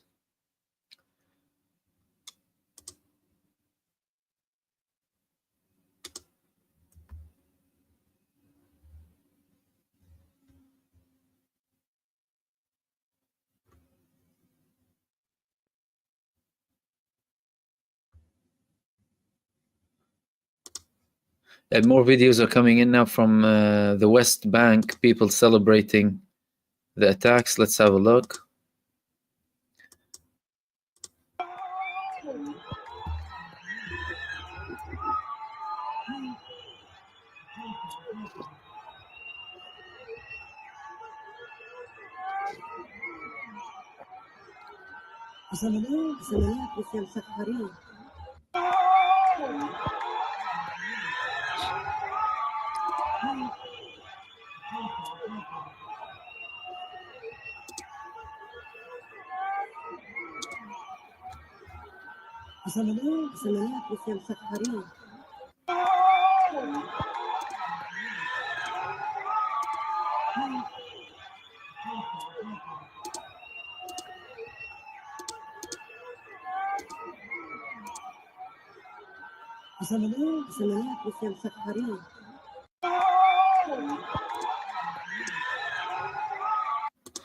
So again, this is a video of people celebrating in the West Bank in Nablus when they saw the missiles landing. Now, I told you I wanted to share with you the Israeli plan as we monitor the whole progress of the Iranian attack, the second day of True Promise 2. Israel just published its second phase of the campaign. So the first phase, Israel started 4 waves of attacks, and now they have the second phase. So according to the Israeli Channel 12, the night attack on Tehran and the next targets. These are the targets that Israel is saying it wants to go against in Iran. The destruction of the air defense system is intended to create an air corridor, freedom of air action in the skies over Tehran. The Iranian capital and its surroundings are key infrastructures that are expected to be targeted in the next phase of the campaign. Nuclear facilities, Israel is confirming that it's going to attack more nuclear facilities, development sites, and missile bases. The Israeli chief of staff says this is the last opportunity to make a change. Again, the Israeli defense minister is saying this is the last opportunity to make a change. After the attack on Tehran's air defense systems, Channel 12 said Israel is focusing on 2 main goals: dismantling the nuclear project and damaging the ability to launch, develop, and produce ballistic missiles. At the same time, public and other messages are being conveyed to Iran, according to which continued firing at population centers will lead to an escalation in military action. That's a lie. Do you know why? Because the messages that Iran confirmed it was receiving are messengers on behalf of Israel to ask Iran to stop attacking. Israel estimates that Iran will continue to fire at similar and perhaps slightly larger ranges. During the night, an air corridor to Tehran was effectively opened, according to Israel. An attack by anti-aircraft batteries against aircraft that Iran had placed in the area. The meaning of the move is complete freedom of action for the Air Force in the country's skies in preparation for the continuation of the operation. But despite this report coming from Israel, we saw and shared here, and will continue sharing, the interception that is coming from Iran against the Israeli regime's attack against the country. The intelligence branch has built an exceptional broad target bank, according to the report, in advance. So we're talking about a campaign that has been prepared for a very long time. And the operation is only just beginning. So far, significant successes have been reported in the Natanz and Isfahan, but a large-scale operation is still required to complete its objectives. This is a strategic opportunity which Israeli decision-makers see as a one-time opportunity to severely harm Iran. Again, that's in line with Benjamin Netanyahu's agenda and actually other statements from the military establishment in Israel that what's happening now is Israel's just one-time option, really, to try and shape things as it wishes. Concentrating efforts on the two strategic goals will create a reality which, if and when Washington demands restraint on Iran, Israel will be able to lead to an important nuclear agreement better than the one it demanded in the past. However, the Iranians said that they are not participating in the talks with the United States anymore. Abbas Araghchi, the Iranian foreign minister, said today that we will not be participating with the country that is arming this aggression against us. We see no point in talking. Chief of Staff Eyal Zamir said in talks with the political echelon, the action in Iran is an action to protect the existence of the Jewish people. Boo-hoo, again. History will not forgive us if we do not act now. This is the last opportunity to make a change. What a big hypocrite. He was against this attack one day before it happened. Eyal Zamir was against a unilateral attack, and now he's saying all of that. A bunch of liars, these people. IDF spokesperson Brigadier General F35 said that in the evening that even at this hour, Air Force pilots continue to attack and carry out extensive strikes in various areas throughout Iran, -3, of course, the 3 F35s that Iran took down with 2 Israeli pilots in Iranian captivity. According to him, this is a series of attacks that has lasted for nearly 40 hours and includes over 150 targets, and the focus of the attacks in the past 24 hours has been concentrated on Tehran. Tehran is no longer immune, according to him, thanks to the Air Force's strikes and the intelligence department's precise intelligence gathered over years. We have broken through to the heart of Iran. He also noted that after a systematic attack on Iranian air defense systems, hundreds of planes and aircraft have now air superiority in the area of western Iran and Tehran. They're completing another wave of attacks against strategic military industries, targets in the nuclear program, and against senior figures in the Iranian leadership. According to him, these are significant targets that are at the heart of Iran and its branches.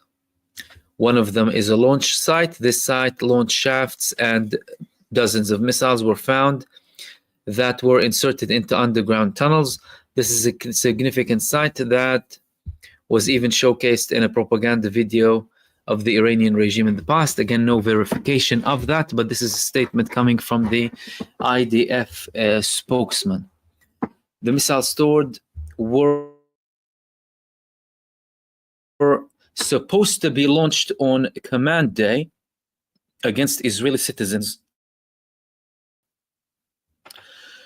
or even against forces of other Western countries in the Middle East. These are missiles that could have been launched at Israel last night. Our advanced planning and our intelligence allowed to thwart part of the Iranian attack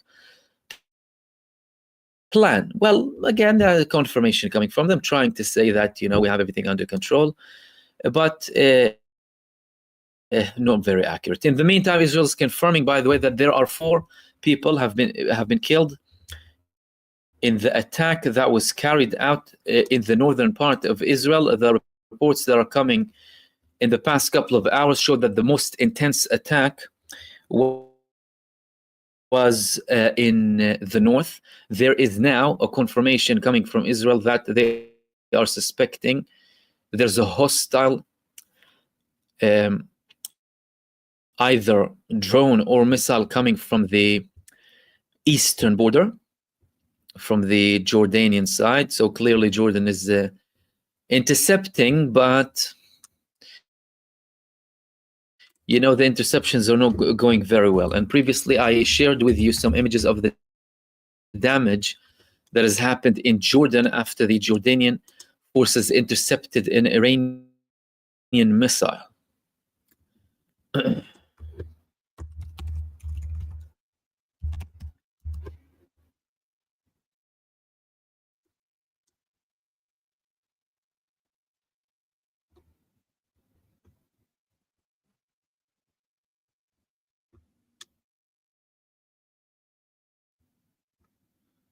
Let's see, we have a new video coming in of the attacks.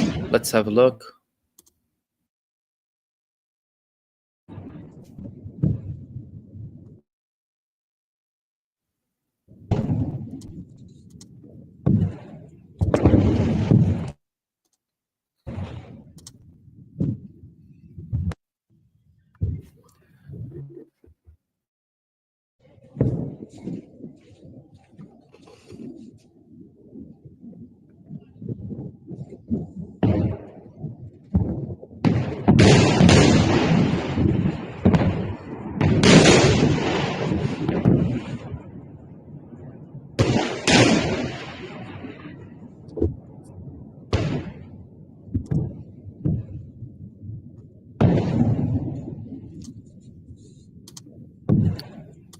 So again, this is another video of the attack that came from Iran earlier on.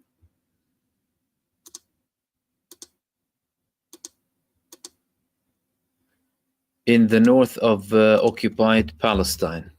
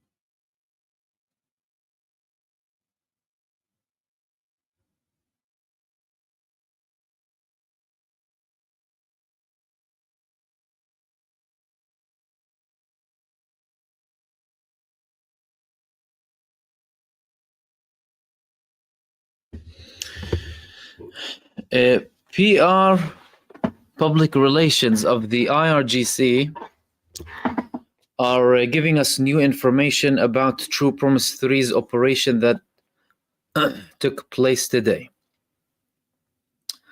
They began by saying that a continuation of the joint attack True Promise 3 as a response to the evil aggression of the Zionist regime today, we targeted oil producing facilities that produce fuel for the fighter jets and the logistical locations that provide fuel and energy for the regime with many drones and missiles. Our attacks will continue in a more fierce way and with more quantities if the Israeli crimes and attacks continue. Our air defense systems that belong to the IRGC,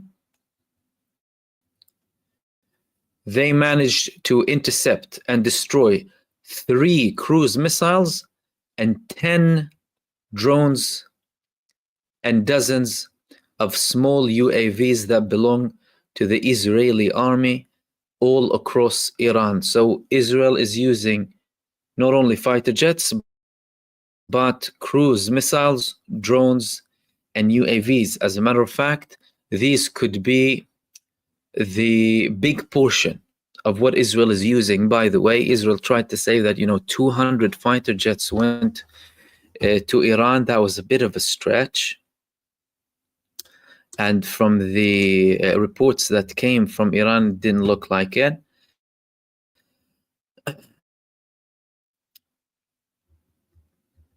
Iran is confirming that they have intercepted many of them.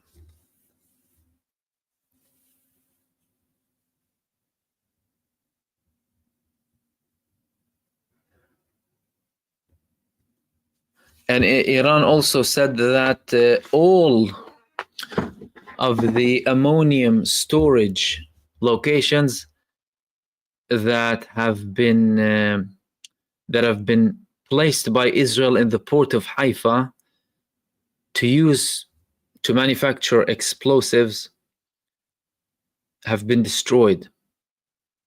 That's the attack that, of course, some of the videos that I've been sharing with you, that was mostly in that area. The oil refineries in Haifa.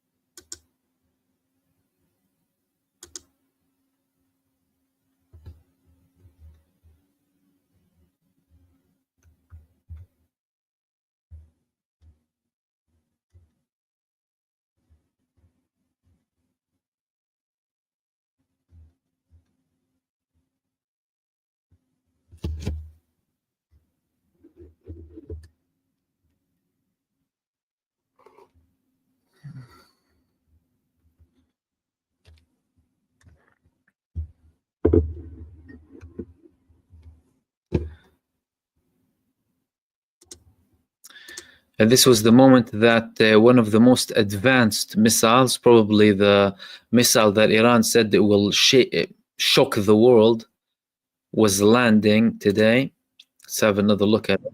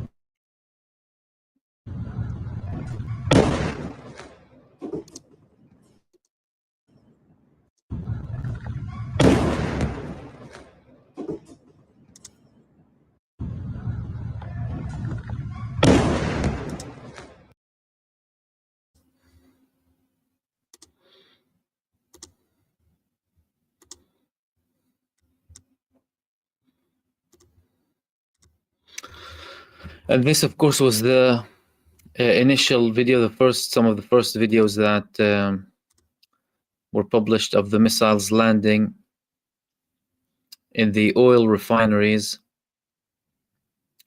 in Haifa.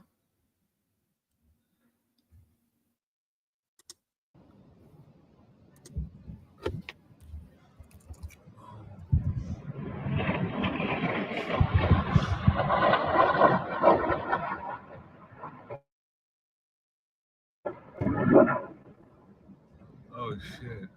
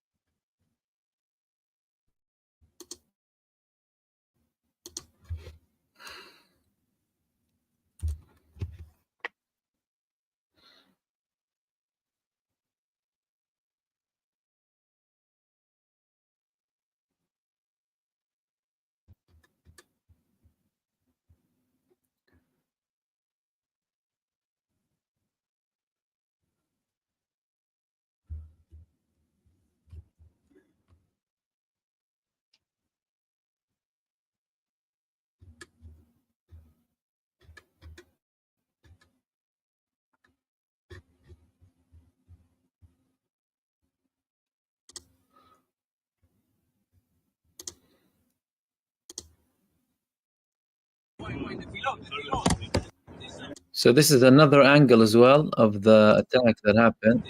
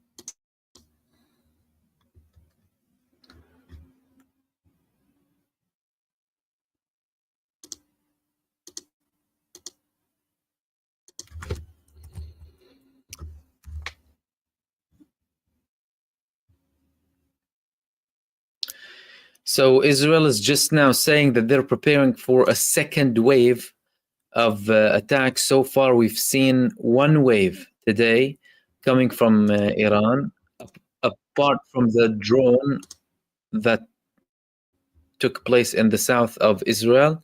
But Israeli sources, they're now monitoring preparations for a second attack coming from Iran. This is just in now.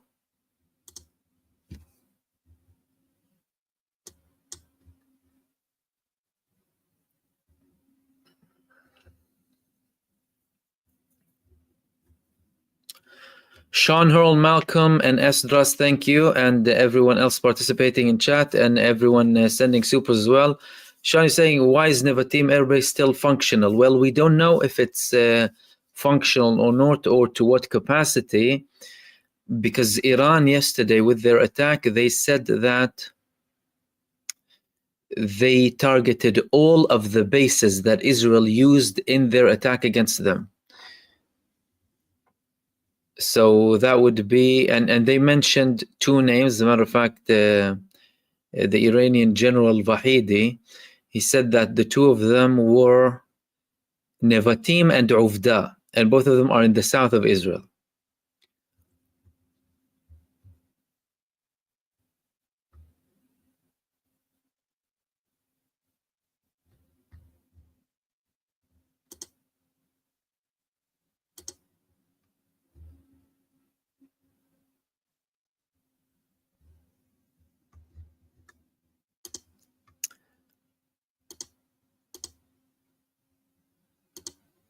Now, just to recap about the statements that have been published previously about a security source, a senior security source of Iran, telling Al Jazeera that Benjamin Netanyahu started this war, but we will be the ones who will dictate how it ends.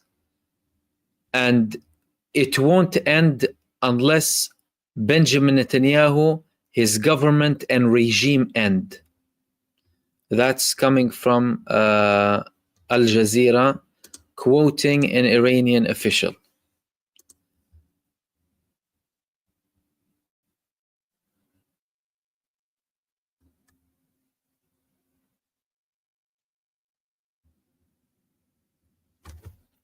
Iranian emergency services too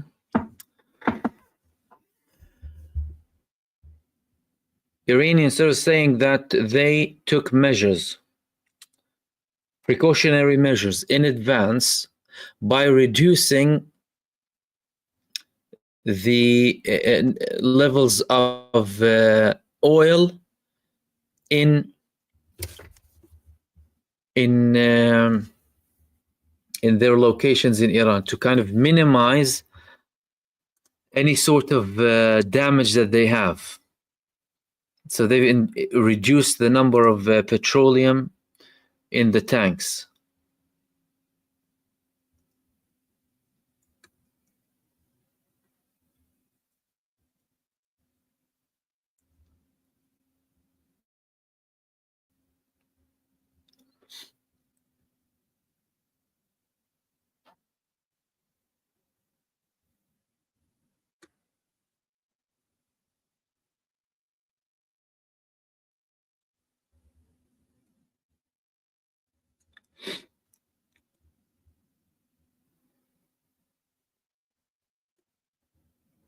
Israeli broadcasting authorities reporting that Israel arrests 2 people that are suspected in spying for Iran. So that's happening now.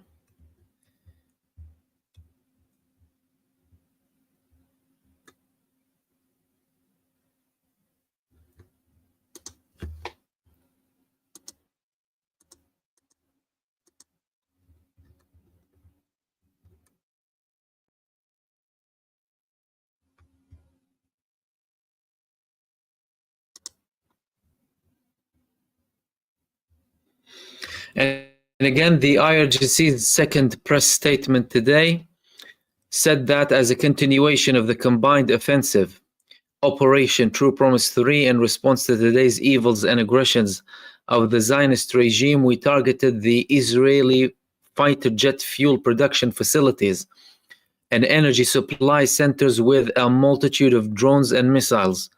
The offensive operations of the armed forces of the Islamic Republic of Iran will continue to be more fierce and widespread if the aggression continues. RGC Aerospace Defense umbrella, under the command of the Integrated Network and the joint headquarters of the country's air defense, has succeeded in intercepting and destroying 3 Israeli cruise missiles, 10 drones, and dozens of small drones in the country. Again, confirming that there is a shift in the Israeli strategy of attack. Cruise missiles, drones, large and small, very different to the traditional attacks that Israel carries out. And again, Israel confirmed that in total, it took down 3 F35 fighter jets and took into captivity 2 pilots.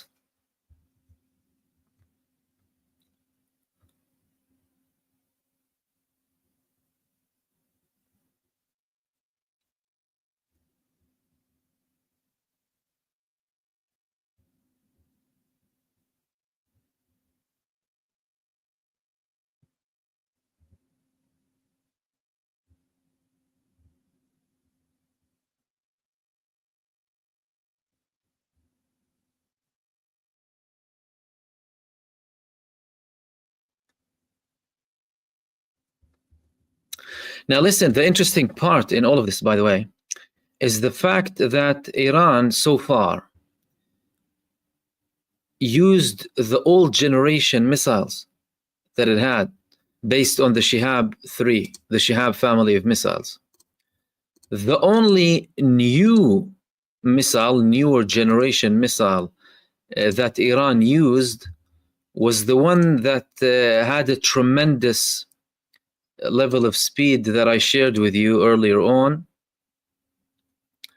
which is this one right here.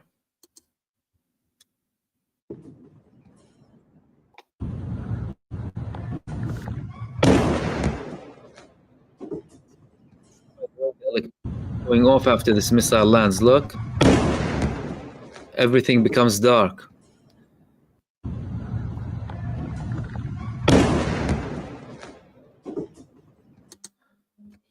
So this is one of the newer generation missiles that Iran has used. All of the others, or the majority of the others, are older generation. Therefore, the more, and this was the missile that Iran said it will shock the world. They look at the level of damage, the unbelievable speed and damage that it causes, unbelievable strength and power. Therefore, that means that the more this continues, the more damage Israel is going to suffer. If Iran, that's it, gets rid of the older generation, they have tens of thousands of new gen missiles. And Israel is finding it extremely difficult to intercept any missile of the older generation of Iran. So can you imagine the level of destruction that is coming ahead? Yet Benjamin Netanyahu and the Israelis, they're very arrogant. As a matter of fact, this whole attack is exceptionally arrogant. They think they can get away with it without doing anything. Who do you think you are? And what do you think, Iran is some sort of What? Iran is a strong nation.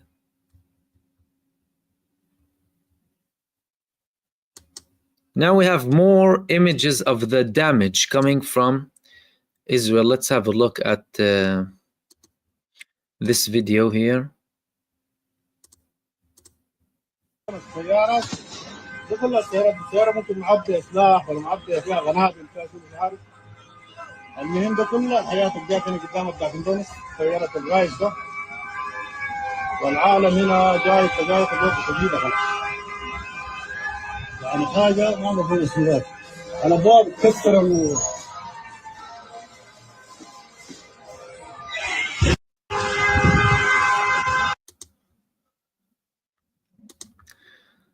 So again, this video is being published on social media about the level of damage that is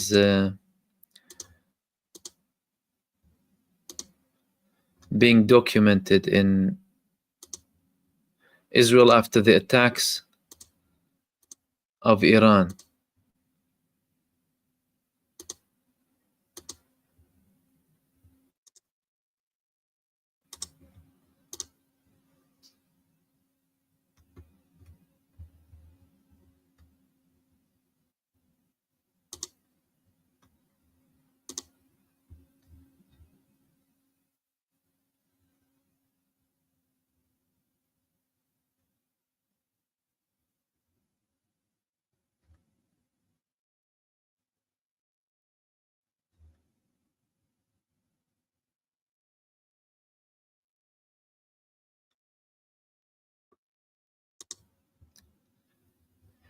In the meantime, in Gaza, the Palestinian resistance, Al-Qassam Brigade said, our fighters managed this afternoon to carry out a complex ambush targeting enemy soldiers and vehicles from Point Zero on the supply line in Al-Zanna area east of Khan Yunis city in the southern Gaza Strip, where they were able to destroy 2 Zionist personnel carriers with Shuwad explosive devices and the Fidayin explosive device. 2 APCs, potentially 30 Zionist soldiers.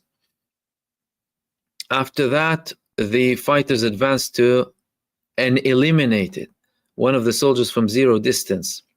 Immediately after the rescue forces arrived, it was targeted by detonating a pre-prepared minefield, killing and wounding members of the force.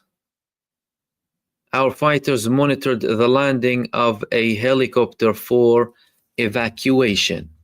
That is one large ambush coming from the Palestinian resistance today.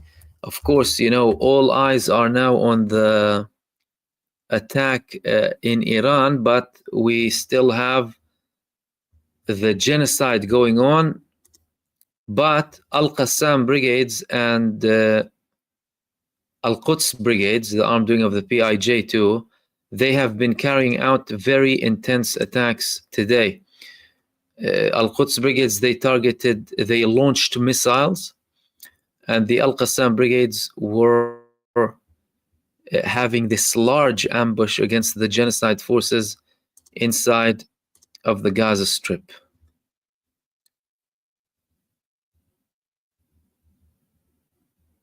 And Israel killed 72 people in Gaza since the dawn today. Civilians.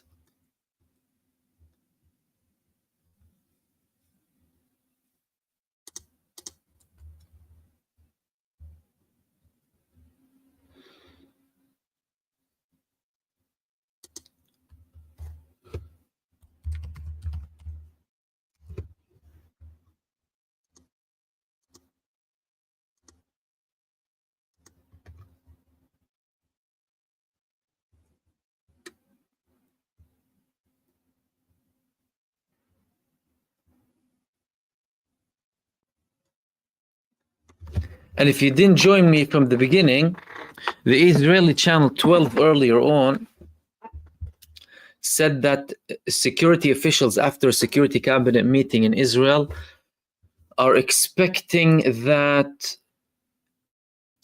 between 800 to 4,000 people will be killed due to the attacks coming from Iran. That means that Israel is preparing for quite a long campaign, not just days or weeks, but potentially months, because based on the numbers that they are confirming now,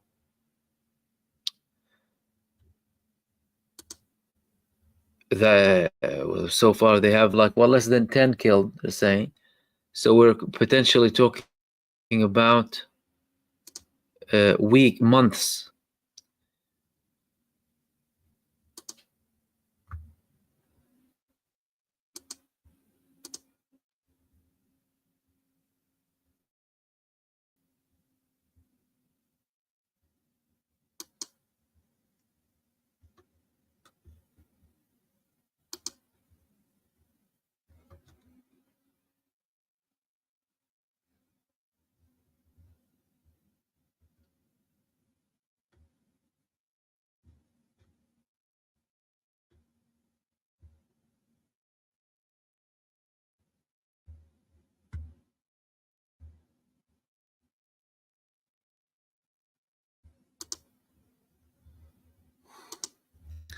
Okay. Israel said a couple of hours ago that it targeted the chief of staff, Muhammad al-Ghamari, in Ansarullah. But now we have a statement from the assistant director of one department in the Yemeni Armed Forces, Amin al-Bara'i. He said to Quds Network that the Israeli claim that the chief of staff Muhammad al-Ghamari was targeted is false and baseless and aims to divert attention from the Iranian missile strikes within the entity. Al-Ghamari is in good health and is directly supervising the management of the Yemeni strikes against the Israeli entity. The Israeli entity is experiencing a real dilemma after its Western allies abandoned it. It is trying to show strength through media leaks. It does not have a real intelligence target bank inside of Yemen, while we possess an expanded bank of precise and sensitive targets inside the entity. We in Yemen are religiously and morally committed to standing with Gaza, Iran, and the axis of resistance in confronting the occupation. So that was the recent statement coming from Ansarullah in Yemen, confirming that all of the claims of Israel are baseless.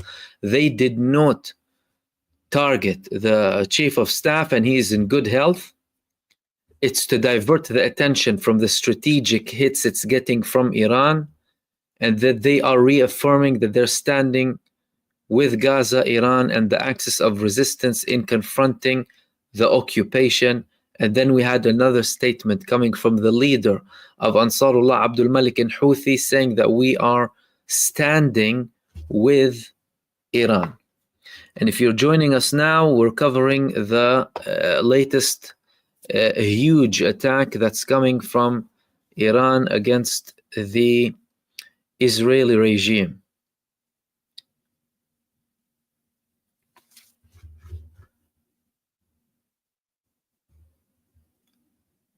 Several minutes ago, sirens are heard in another part of the north of occupied Palestine, and Israel suspects it's a drone this time.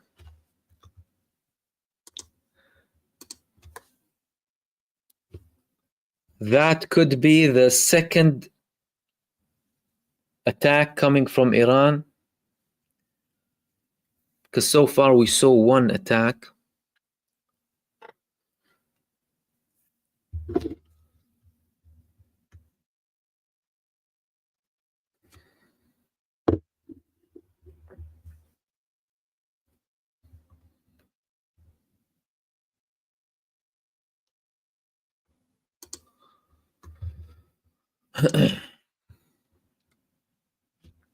IRGC saying that the infrastructure of the energy infrastructure in Israel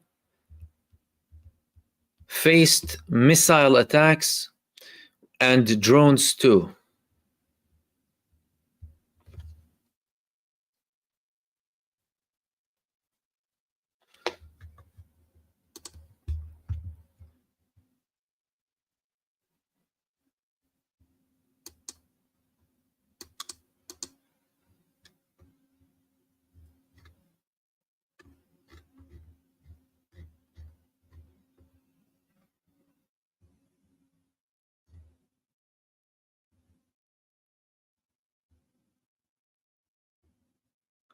So there's a confirmation now that a wave of new Iranian drones are entering from Jordan. This is why there are sirens.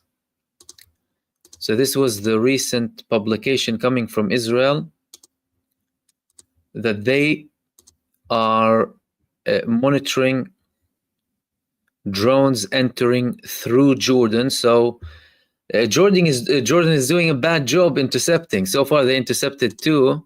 Well, we saw 2, and they're causing destruction against Jordanian territories.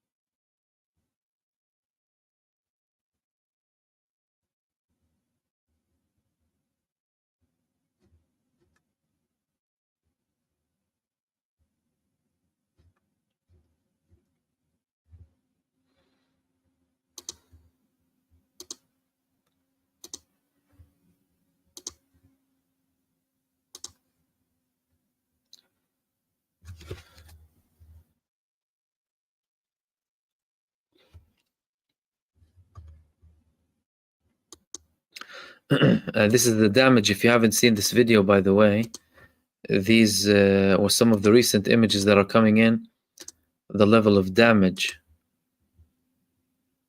after the initial Iranian attack today.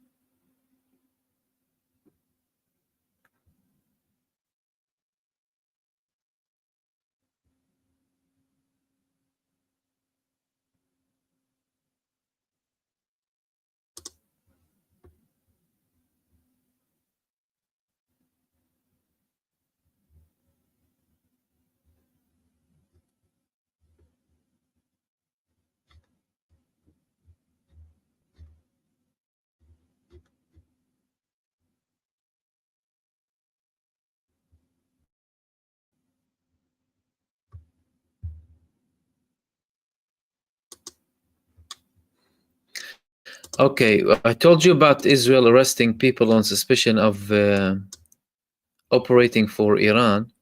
We have a video being leaked now of the moment that they were arrested inside of Israel. So the Israeli authorities, they said that they arrested 2 people for spying for Iran. And some people in Israel recorded the arrest. Let's have a look.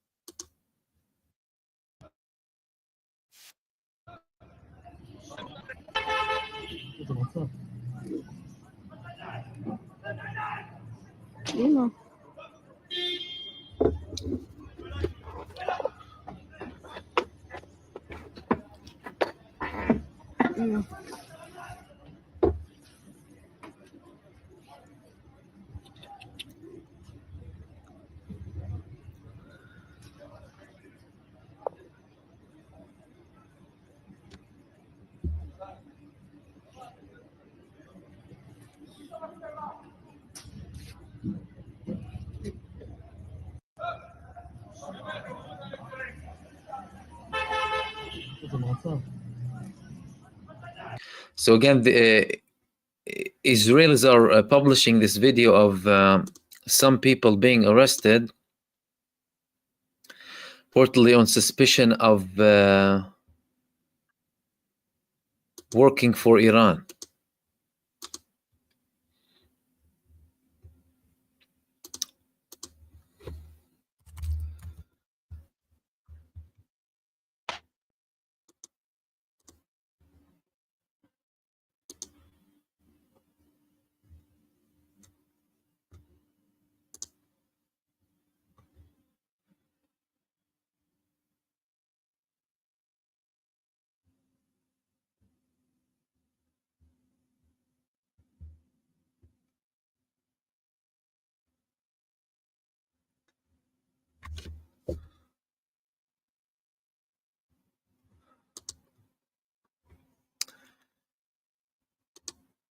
So far, the Israeli assassinations were against people in the military leadership and nuclear scientists. Some people were raising questions. Will Iran also start to attack people in top political figures, or would they be willing to go as far as trying to assassinate the supreme leader of Iran? And today there was a clarification coming from an Israeli source, an official Israeli source. That means we're talking about someone in the potentially in the political establishment in Israel. He said that this is not like outside our scope. Israel does not rule out any target to hurt Iran's nuclear program, including the supreme leader.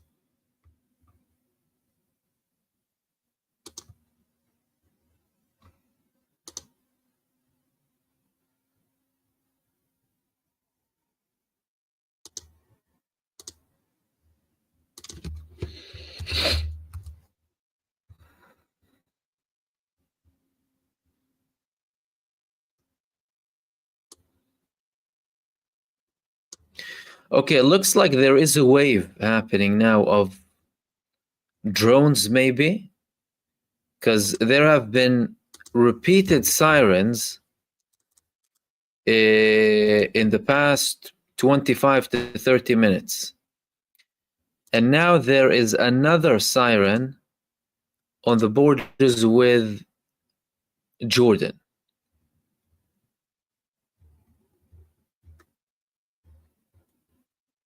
In a place called the Ardena.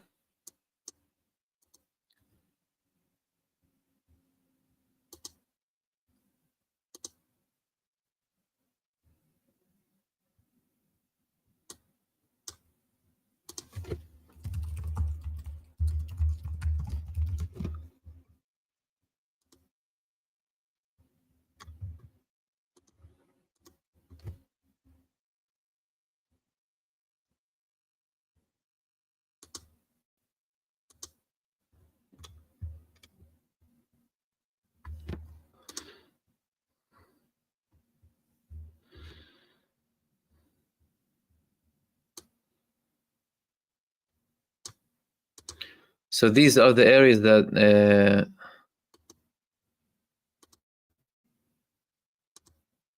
basically sirens were being heard in those locations here, showing that Iran potentially, if they sent drones through these areas, they might have come through the Syrian borders so that they are not intercepted by Jordan, then went down south and then went west, because there were sirens into the Tiberias area, Beit Sham, which is approximately here in Yardena, on the borders with Jordan, showing that, well, Iran is also using drones in this attack as well, and not just the missiles.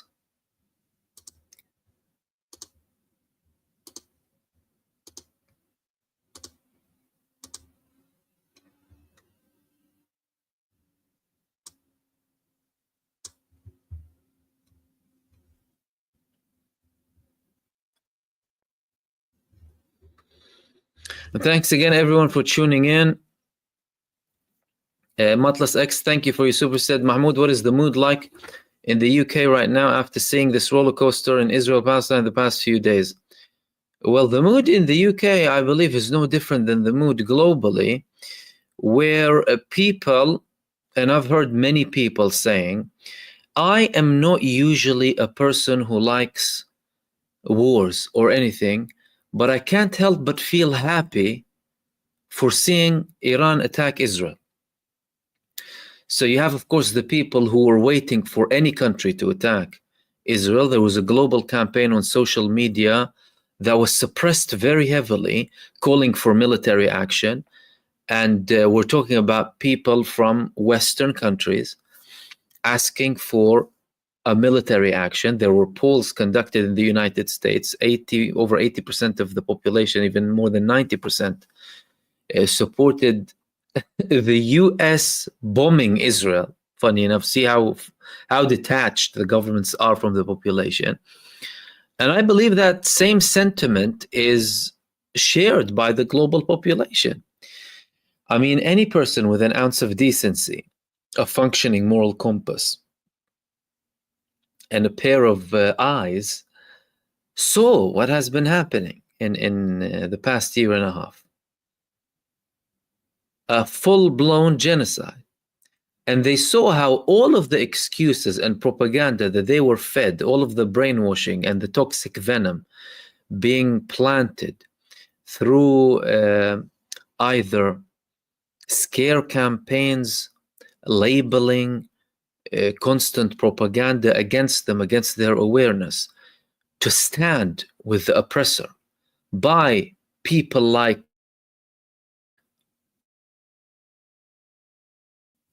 so many people in mainstream media and people online as well, and politicians too, asking them to condemn the Palestinian resistance and go against them, for example. All of the argument just evaporated, really. So I believe that this is a global sentiment now. People want to see these criminals being punished. No accountability, acting with impunity. People are seeing how detached the establishments in so many countries across the world from demands of the people, especially in countries where you have more activism. Whereas, for example, you see people in power representing the will of the people in the streets, people in the streets calling for action, and their authorities, the rulers over there, they take action, despite all of the risks, by the way.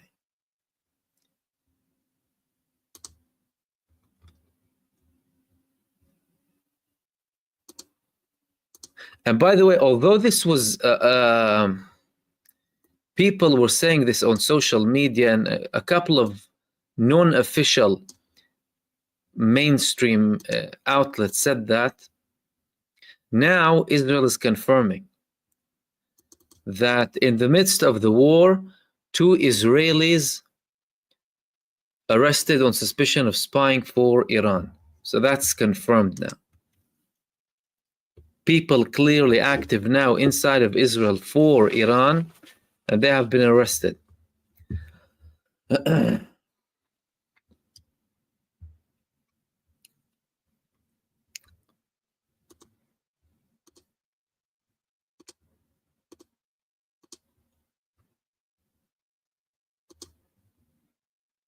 again, these were the scenes coming from the West Bank earlier on. People were celebrating the missiles landing.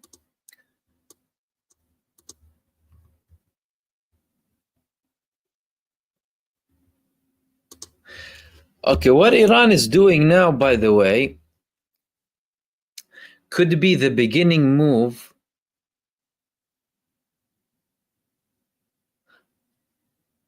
for the second bout of attacks.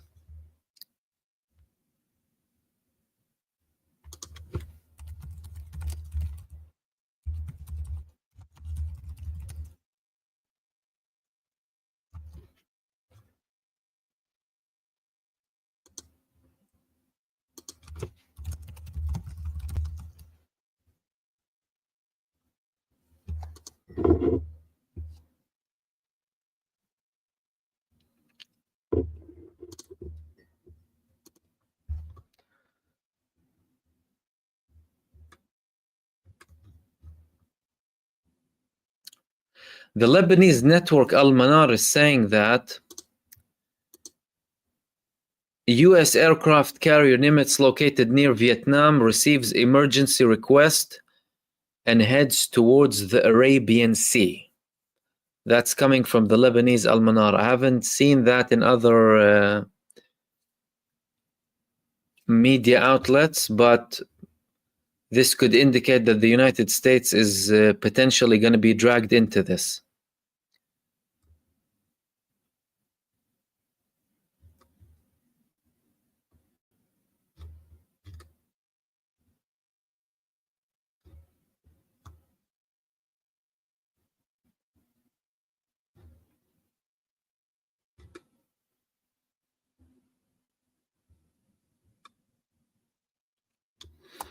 Although Axios said, by the way, that Donald Trump officially rejected Benjamin Netanyahu's request to join the war.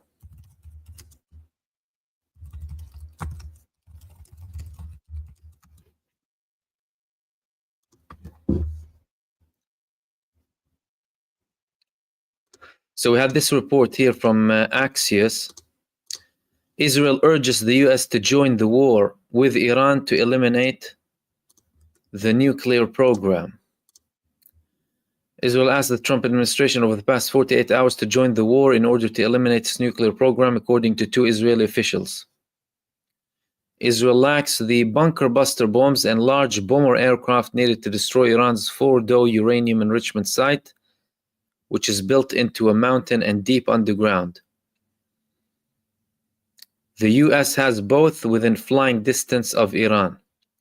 But the Trump administration has so far distanced itself from the Israeli operation and argued that it would be illegitimate for Iran to retaliate by striking US targets.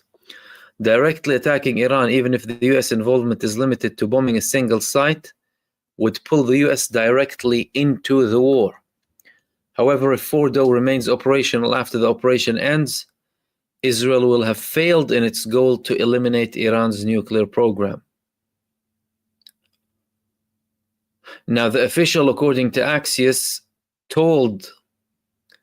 the Israeli official told Axios that the US might join the operation, and Trump even suggested he'd do so if necessary in a recent conversation with Benjamin Netanyahu. A White House official denied that on Friday. Second US official confirmed on Saturday that Israel has urged the Trump administration to join the war, but said currently the administration is not considering it. A senior White House official told Axios Saturday that whatever happens today cannot be prevented, referring to the Israeli attacks, but we have the ability to negotiate a successful, peaceful resolution to this conflict if Iran is willing. The fastest way for Iran to accomplish peace is to give up its nuclear weapons program. How arrogant. Proper supremacist, arrogant people. Who do you think you are? The United States, over 6,000 nuclear wars, the only country that mass murdered innocent people with nuclear bombs, dares to come and tell a country not to obtain nuclear bombs. Who do you think you are? You arrogant supremacists. And they don't say a word about Israel's shady nuclear project too, by the way. Reports that Israel has over 300 nuclear warheads. Israeli ambassador to the US, Yechiel later told Fox News that the entire operation really has to be completed with the elimination of Fordow. Israeli officials have raised the idea of the US participation to take out Fordow with US counterparts since Israel's operation began. Israel source told the US is considering the request and stressed that Israel hopes that Trump agrees. There is no ruling out that the United States might participate. However, Iran so far is trying to make it out as if it's just between them and Israel. Yemen already succeeded in distancing the United States from Israel. That happened. They negotiated a deal with the United States. The United States no longer attacks Yemen. despite the fact that the attack against Yemen began as a supportive measure by the United States and Britain to support the genocide state by helping it attack Yemen, using, of course, British and American taxpayers' money instead of the Israeli taxpayers' money. So, Iran wouldn't really want the US to join. And they have no reason now to start attacking, for example, US bases, because the United States is this thing itself. Israel wants to drag them. But the United States knows very well that if it's dragged into this conflict, then China and Russia are going to be dragged into this conflict undeniably, especially after the statement that came from the Chinese today, several officials, that we stand with Iran in its right to defend itself and its national interests. We're backing Iran, China said outright. So the Americans know that if they do participate, then they're risking things expanding, and they're risking being expelled for good from the region. Attacking the United States bases in all of the countries in West Asia or the Middle East is very easy for Iran.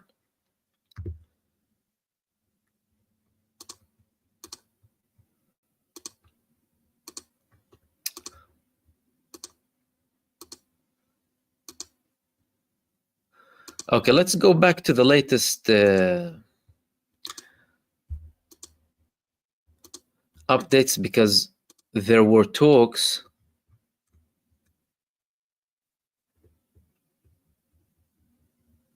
that missiles from Iran are being launched towards Israel, that sirens will be activated in a few minutes. Several reports online. So we could be looking at the second round of heavy missiles, this time potentially being launched at the central part of Israel again, after Iran successfully targeted the oil refineries in HAIFA.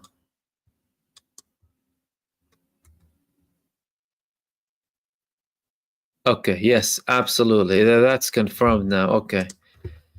Israel is confirming, guys, so expect to see more missiles soon.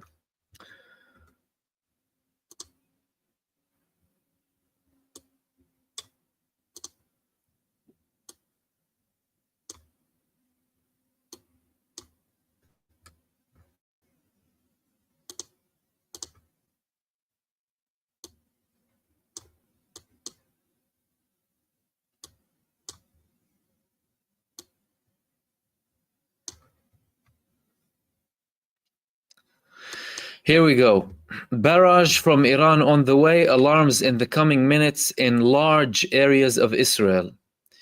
The Home Front Command has updated that the alarms are expected to be activated in the Jerusalem area, the Dan block, which is the central part, the Tel Aviv and surrounding areas, Samaria, and the Valley Lachish and the Sharon, so all across Israel, following a barrage of missiles from Iran.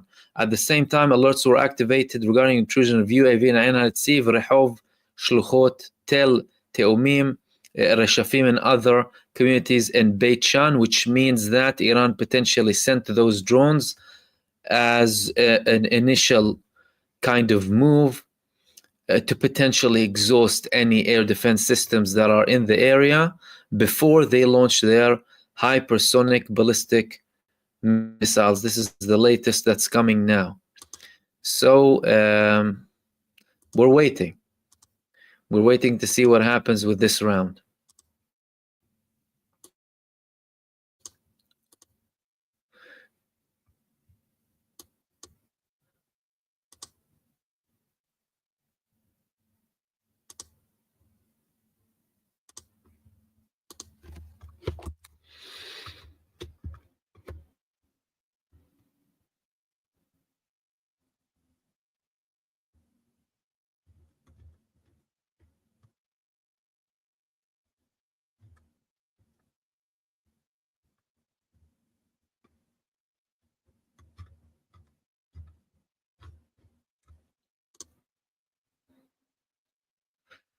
Okay, so first it was the north. Now we are expected to see attacks coming from Iran with missiles being launched now on all of these areas, including potentially other parts too. The sirens will be going on in almost all of Israel. We'll see where they're going to land this time.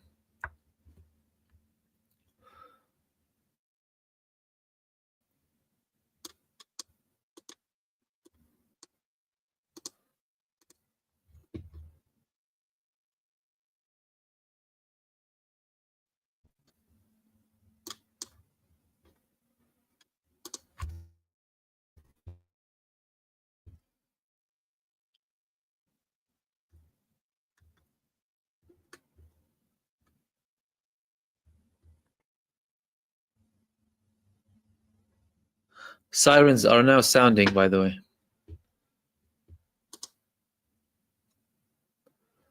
All across central occupied Palestine. So in all of these areas that I'm sharing here with you, there are sirens in all of these areas.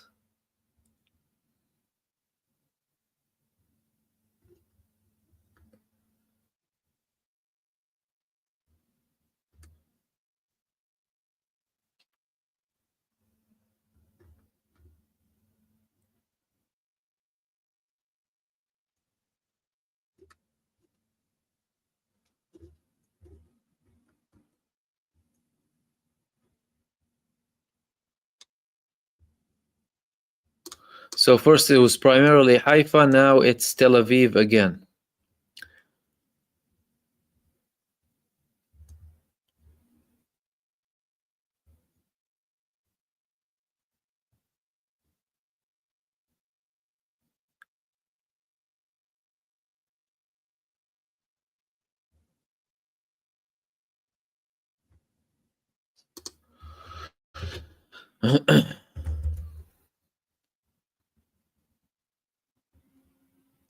Yep, sirens are active just now as we speak in all of these areas mentioned.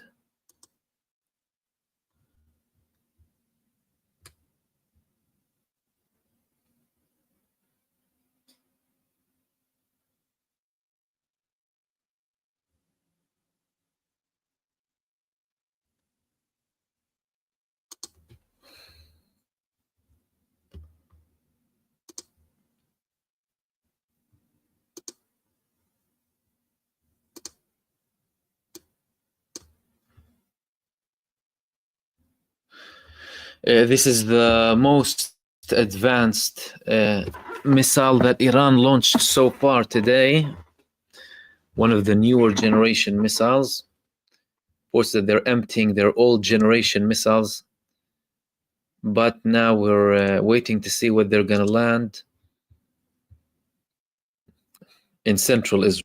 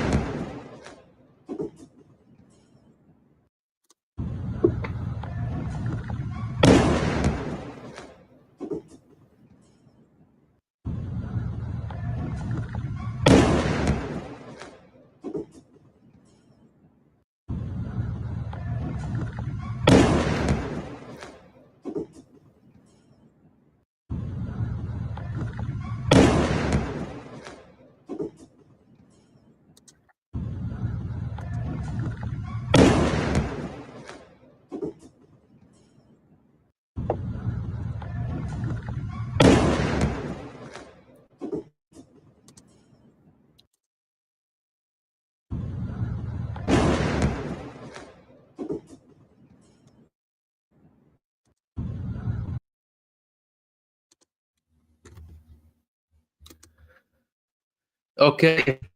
I mean, if the sirens are on now, by the way, that means that within 3 to 4 minutes, we're expected to see things landing.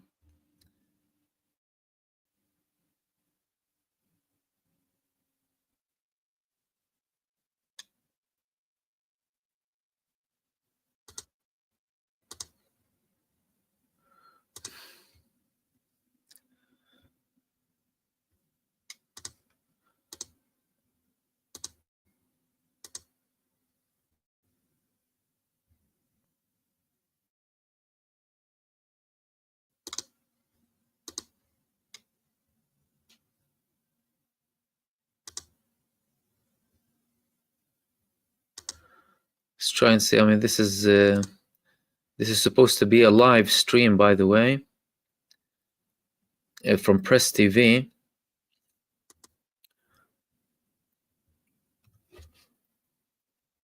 Of the image in Tel Aviv. So we'll monitor it as it happens.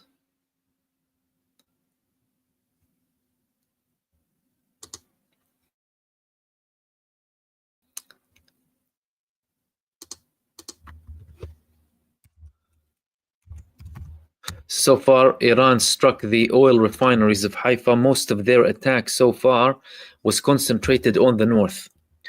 But now Israel is prepared to be attacked in central Israel.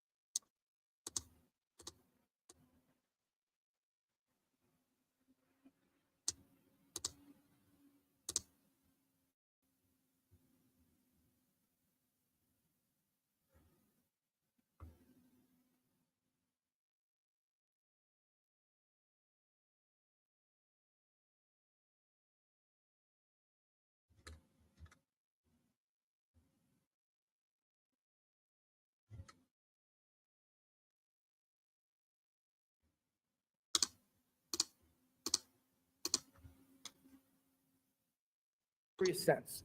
And for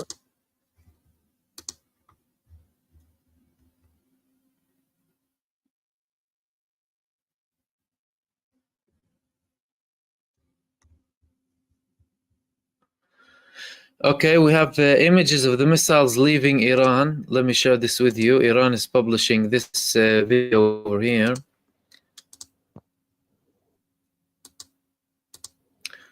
These are the missiles as they left Iran, headed to Israel. Israel is preparing for an attack in Tel Aviv and the central parts of occupied Palestine. Let's have a look.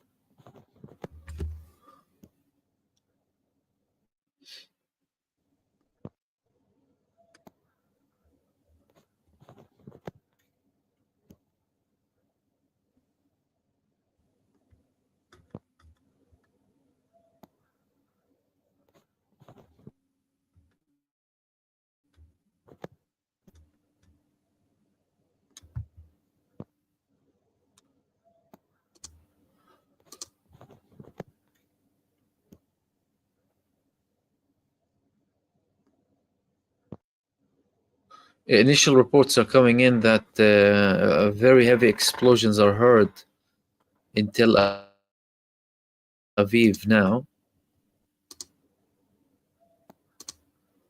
but no images so far, as in no video so far of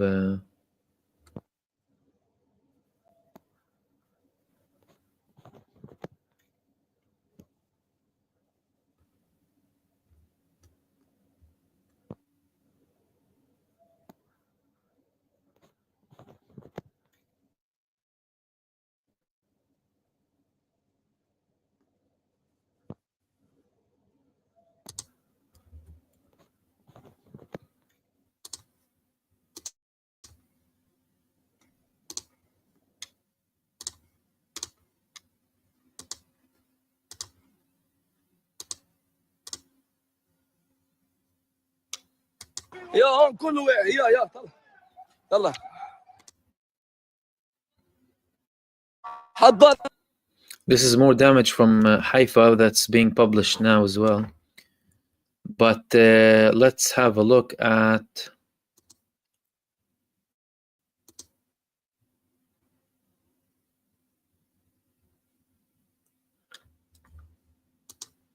the situation in central Israel, because now there are reports of explosions being heard in the area.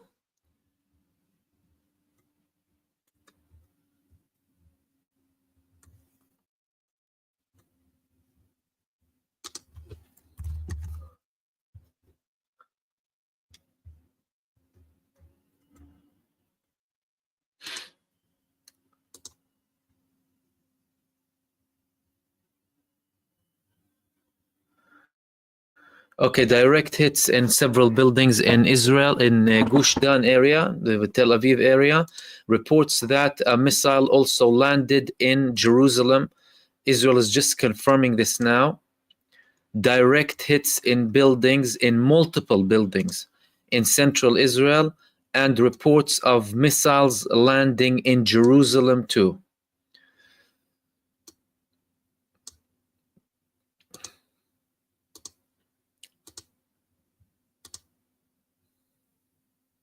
This is the latest confirmation coming from Israel.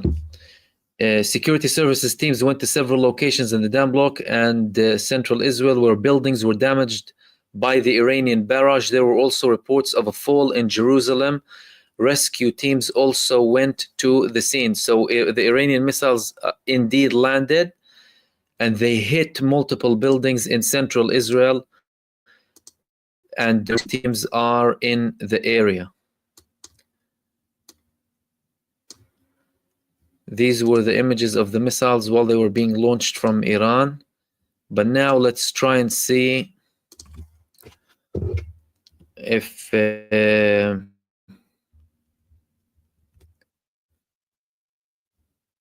some of the videos are coming out.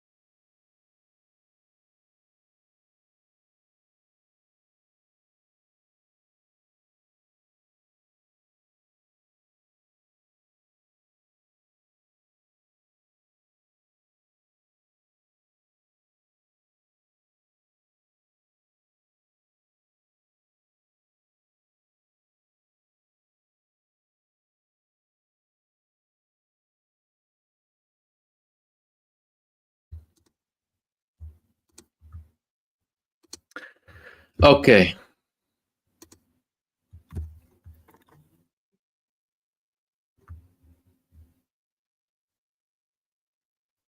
Israel confirmed multiple buildings hit in central Israel and in Jerusalem.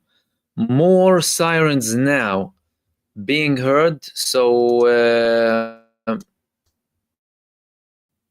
several waves clearly of attacks. Let's see if some videos are coming out. I'm in Tel Aviv. This is the first video that I'm going to share with you. These are now the initial images coming from Israel about the latest attack that Iran carried out. Let's have a look. לא נראה טוב.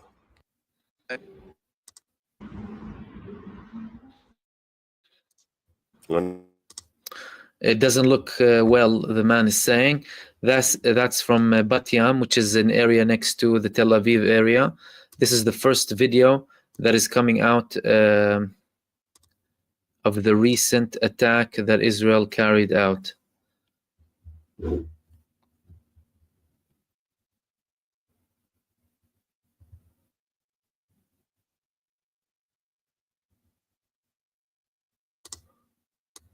And we have another video of the impact. Let me share that with you too.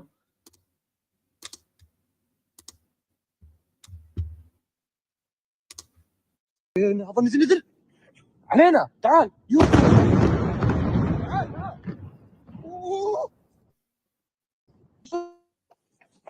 يبا ولا كشره علينا بشرفي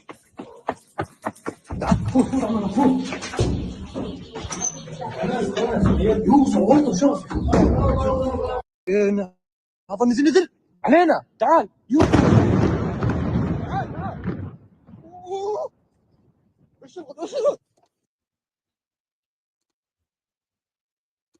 So this is the latest attack on Tel Aviv. The missile started to land several minutes back, and the videos are now coming out live from Israel.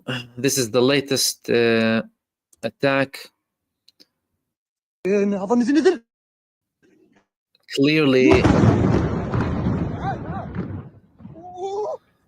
this is definitely the more advanced missile, the newer generation. Unbelievable speed. Look at that speed.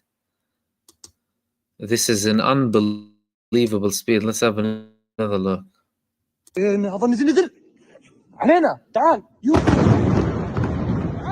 Wow.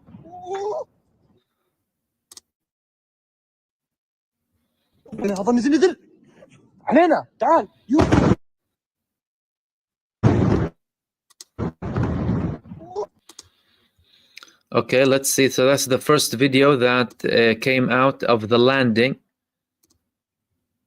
This is another video of the impact here. That's the impact. And again, that is the landing here of the missile. Clearly, these are the more advanced missiles of Iran. Undoubtedly, the speed. This is the same speed that I showed you about that earlier missile, probably Fattah or Khaybar. Unbelievable speed. Listen to that sound.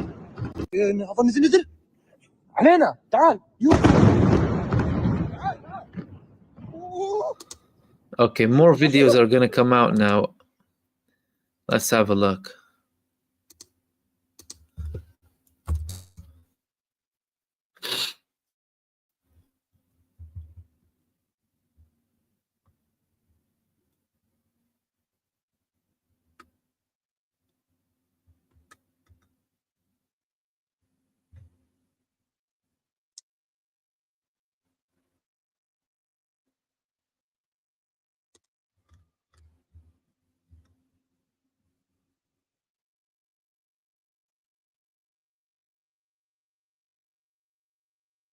Okay, Israel failed to intercept over 70 missiles from Iran. Impacts reported in Bat Yam, Rishon LeZion as well. Multiple impacts reported in Jerusalem, and injuries reported too.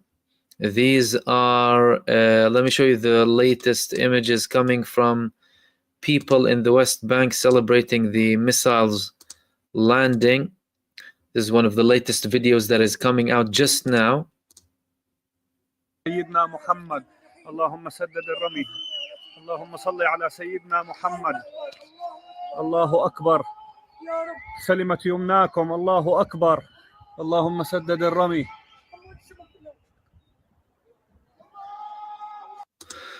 So these are images coming from the West Bank of people recording, but there are other videos too about some of the landings. Israel confirms that a missile from Yemen has been launched simultaneously with the missiles launched from Iran. So Yemen is participating in this attack.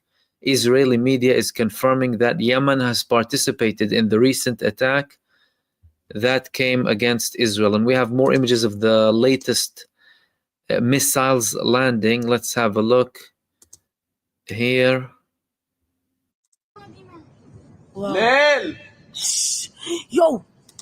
Wow! Wow! Wow! וואו. די, תרגי. יו. וואו.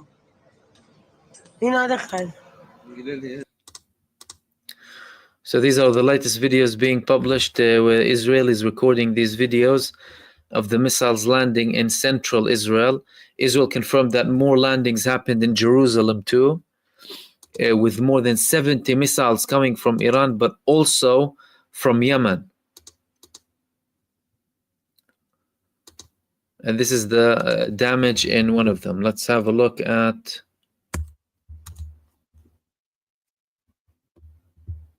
Israeli media, at least 4 buildings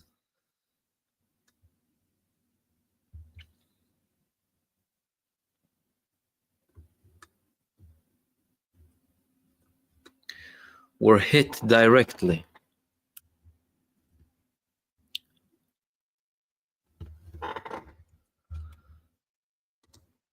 There's another view. Let me share that with you as well.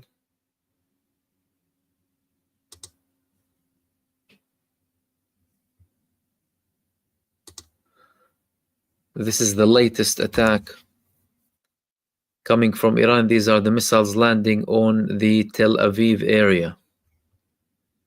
So we're starting to have the videos pretty quickly, thankfully. No delay.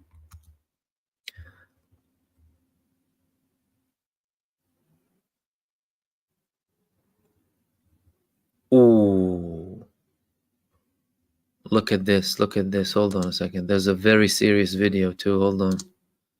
This is very, very serious. Okay. Let me share this video with you. Look at that. Look at the impact too. Look at this.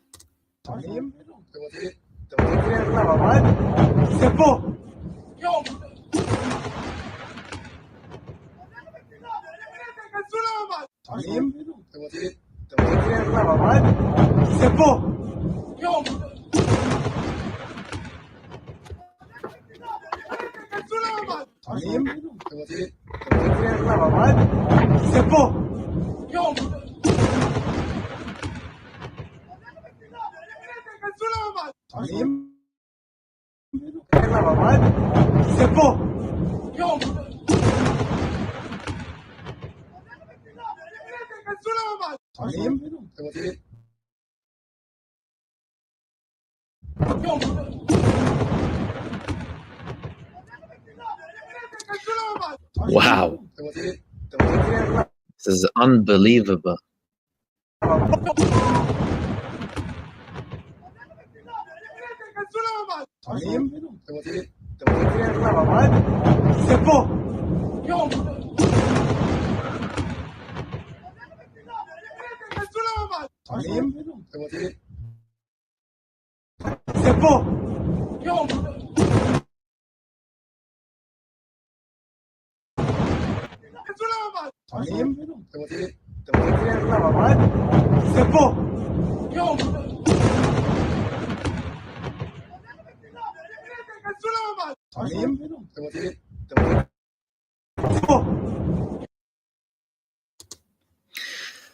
So, yeah, I mean, pretty serious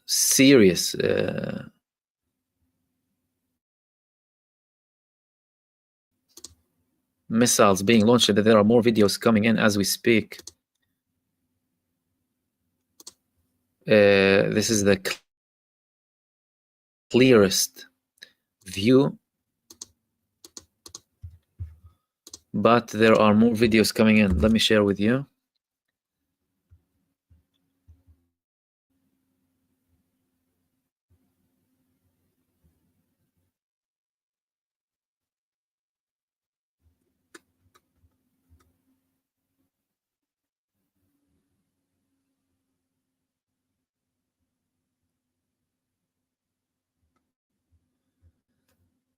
So this missile is clearly the same type of missile that we saw earlier on that led this the electricity being completely shut down in the north, which is this missile here.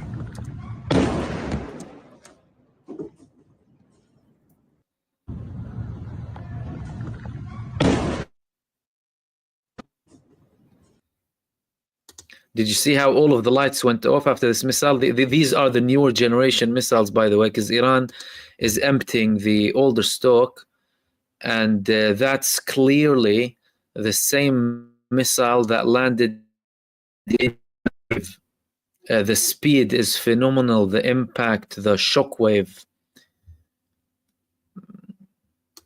I mean, I'm sure the people were totally petrified with this. Let's have a look.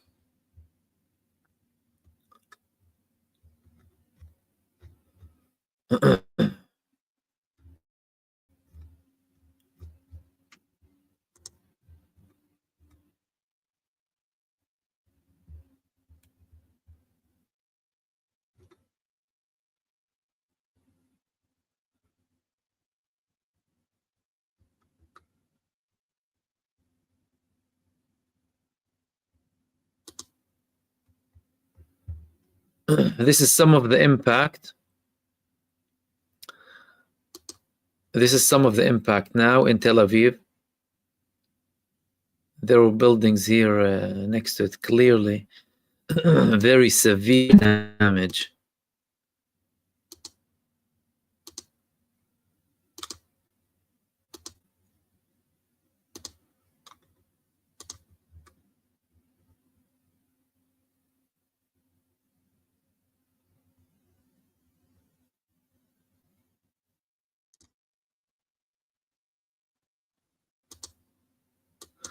Okay, some reports are saying that, excuse me, this is the HAIFA missile. And there are after effects too. Let's have a look at this video here.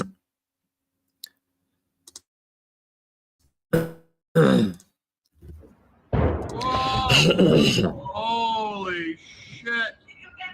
Fuck yeah.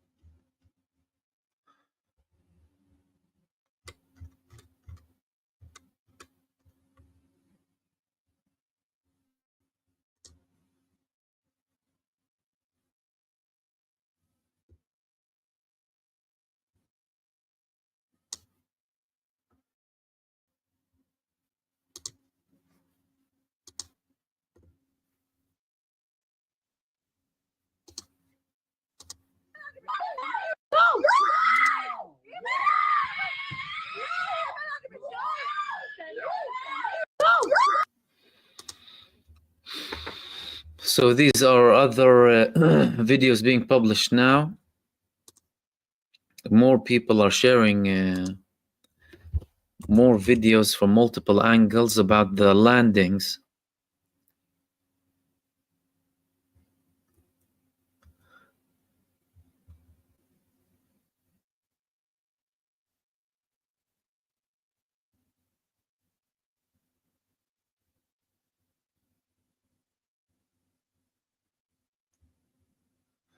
And here we can see the damage, some of the damage that's happening on the ground. Let's have a look.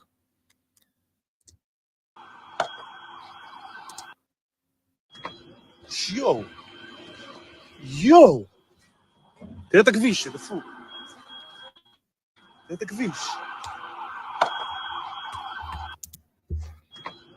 יואו! יואו! תראה את הכביש.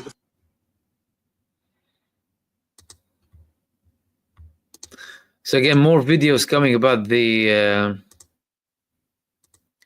videos, the damage.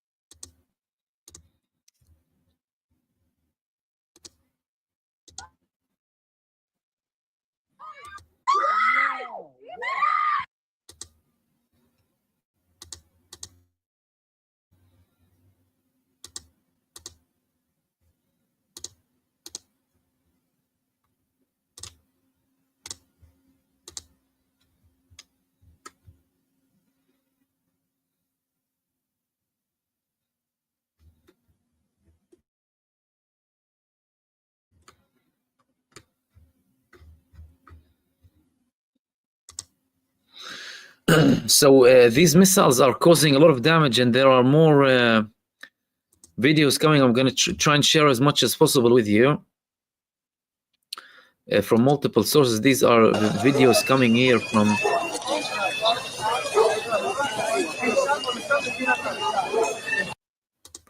that's the Bat-Yam area.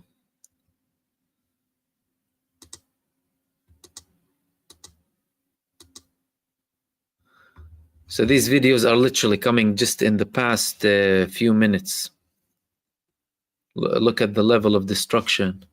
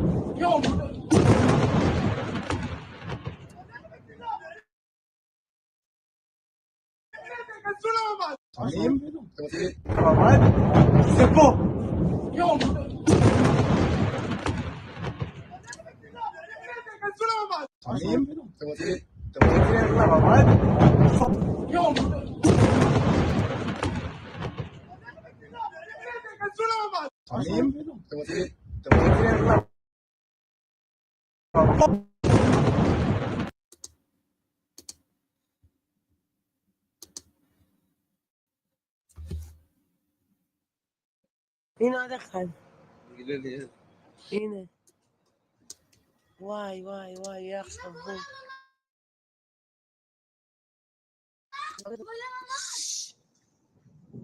واي Wow. Yo. Wow. Wow. Wow. Yo.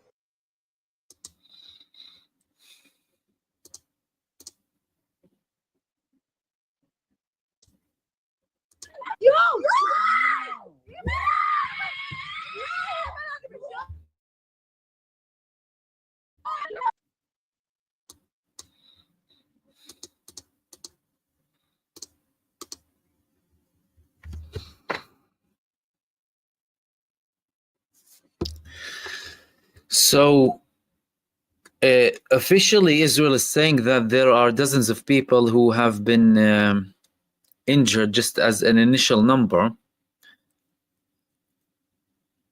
and more UAVs are going through Israel on the way to the central part of Israel as well. So there was an initial drone in the second round of attacks today, an initial drone attack through the Jordan area.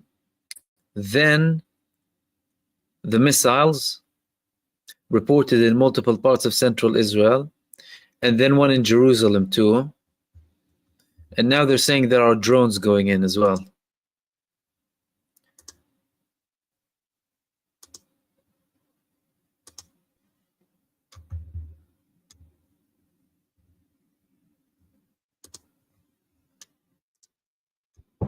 C'est bon. Yo.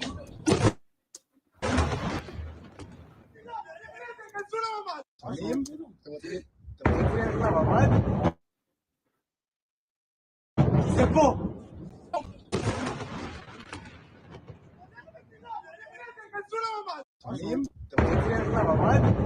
C'est bon. Yo.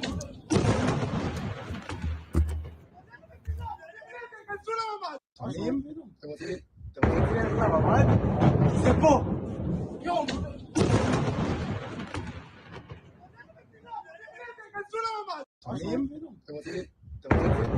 C'est bon. Yo.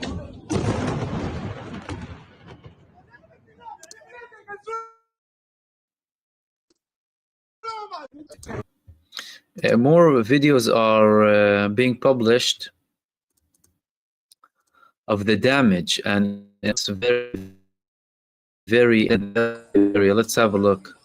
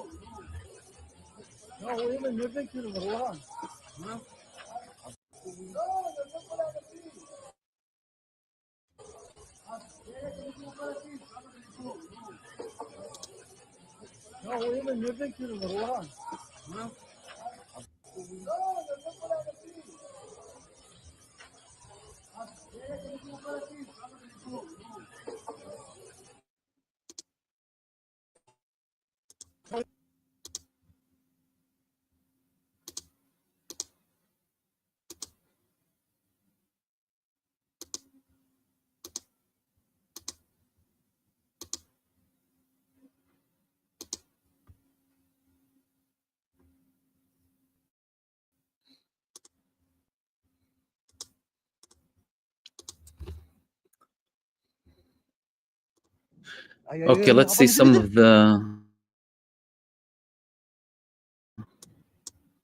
This one was of the initial missile that landed. Let's have a look. علينا تعال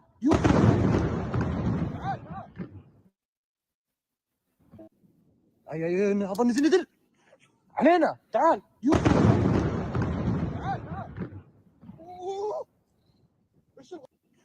علينا تعال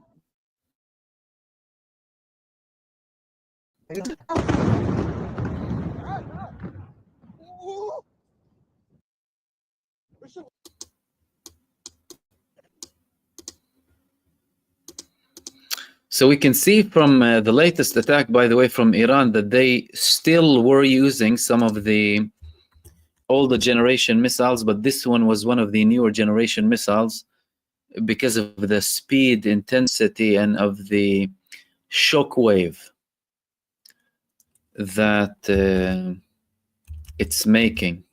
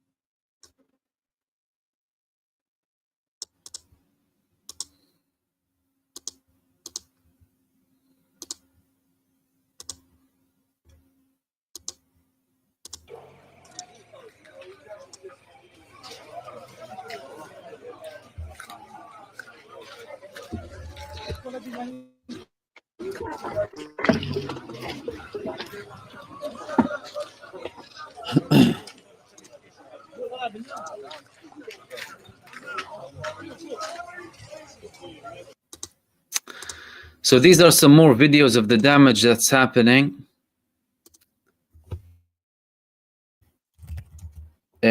People are posting more and more videos of the damage and of the impact as well. And we're covering it live.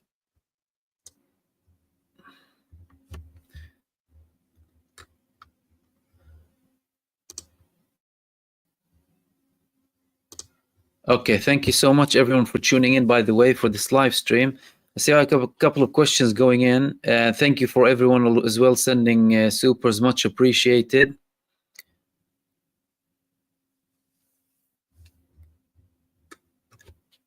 No, Smada, can you give a small quick summary of what is happening? Well, the second bout, the second round of the second day response is happening now from Iran on Israel. In the first round, there were approximately 70 to 100 missiles landing in the northern part of Israel, mostly in the HAIFA area. The oil refineries were hit and were burning. Petrochemicals and ammonia, a dangerous place. Iran attacked it alongside other strategic targets too. The Israeli air defense systems failed miserably. There were drones before the initial attack, and then there were drones before the second round of attacks coming from Iran. Of course, Israel was attacking in Iran too. Then this round now focused on the central parts of Israel, including the Tel Aviv area, Bat Yam area, central parts. There were reports of missiles landing in Jerusalem too. Multiple buildings were destroyed in Israel. There were unconfirmed reports that Iran targeted the Kiryat area, the hub of control of the main command in Israel, again in this strike. And there were also reports of drones. Israel said that there was a missile being launched from Yemen too, simultaneously with the Iranian attack. So what we're seeing now is a coordinated effort. It's not just Iran. Yemen is clearly coordinating with Iran the timing of the missile launching. But of course, from a Yemeni perspective, you're talking most likely one or two missiles maybe. But this damage that you're seeing here is the damage that Iran is causing.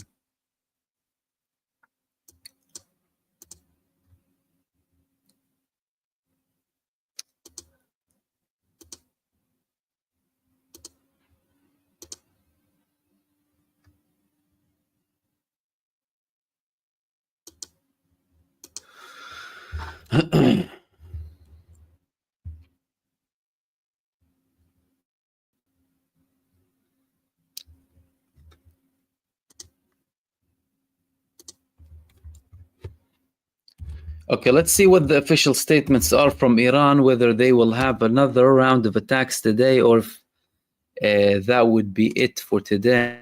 Let's see.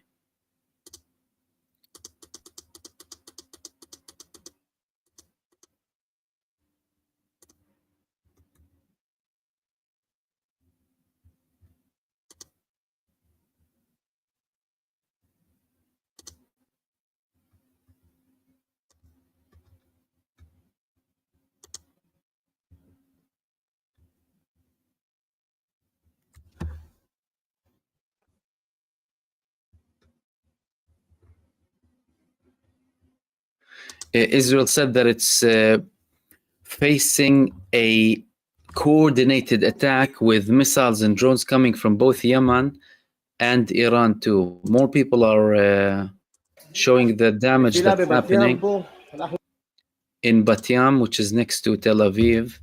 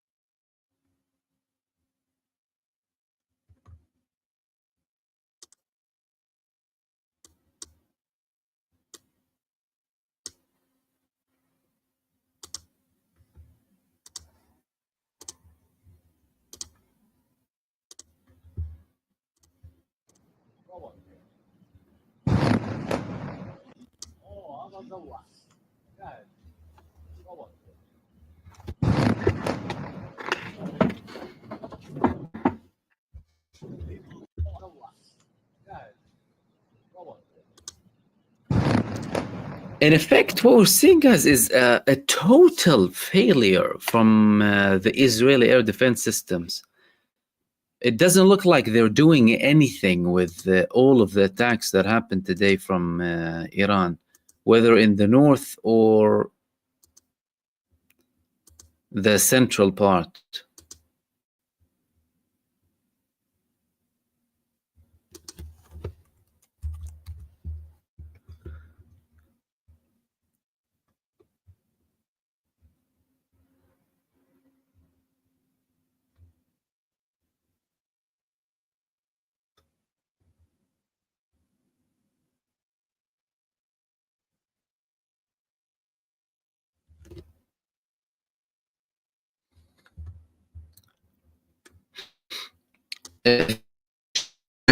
Let me show you. I'm going to show you a video that clearly demonstrates how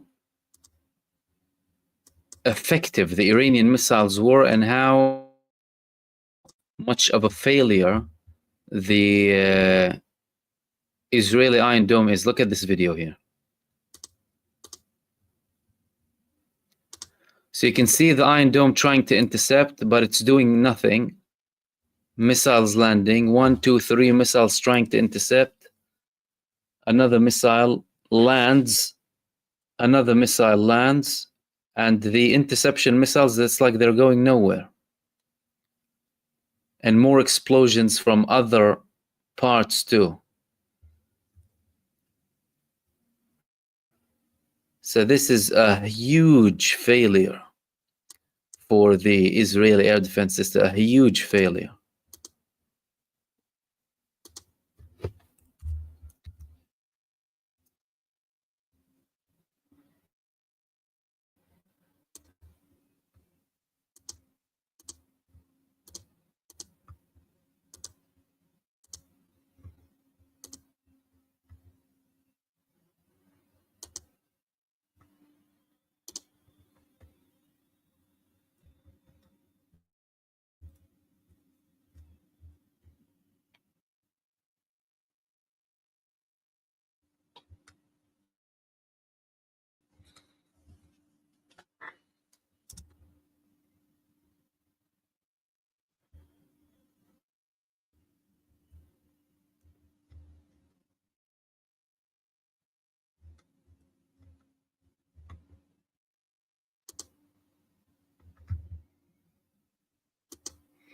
This is the before and after of the building that was targeted by Iran. You can see the missile took like half of the building away.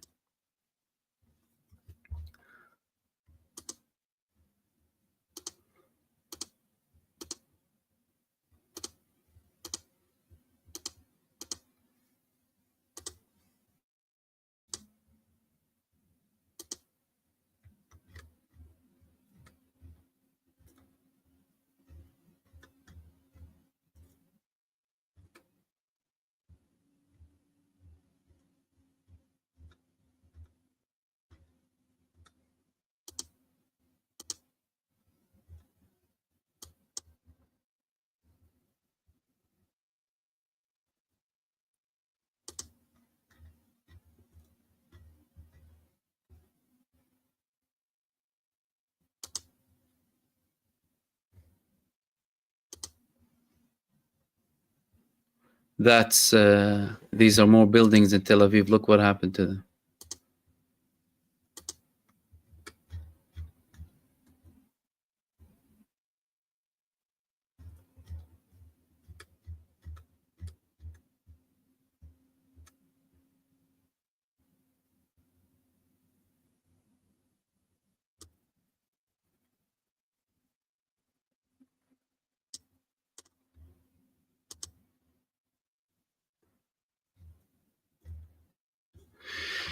And Israel is saying now that there's people who have been killed in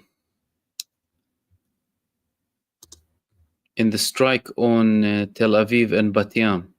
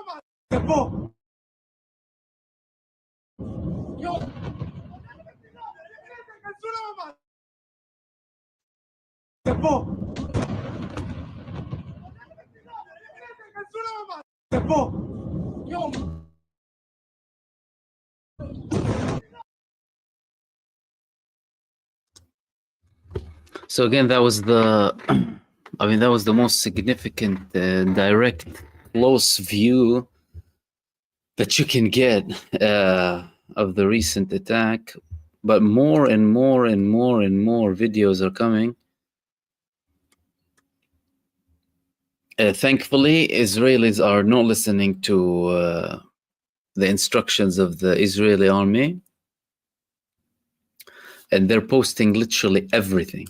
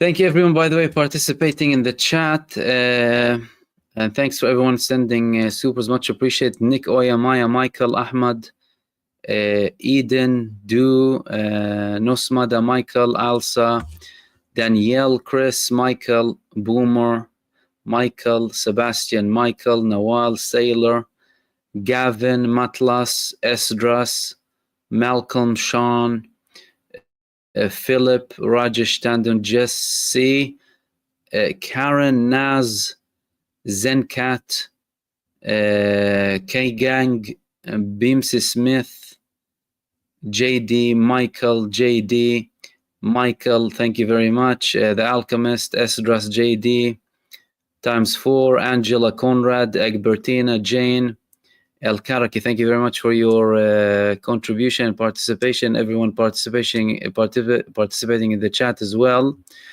Mai is saying that, is that the Iron Dome that Donald Trump wants us taxpayers to build in here? He was talking about a golden dome, wasn't he? He likes golden, Trump, more fancy. We'll see what golden dome he builds of US taxpayers' money. But US taxpayers' money is already being spent, by the way, on all of the weapons that Israel is using against Iran, the weapons they're using in the genocide. That's US taxpayer money. There is more of the aftermath. Let me show you this here. להגיע מיד יפה זה מאוד יעזור, אחרת בעיה אחרת לא נגיע לשם. 6448 שומע עם המשטרה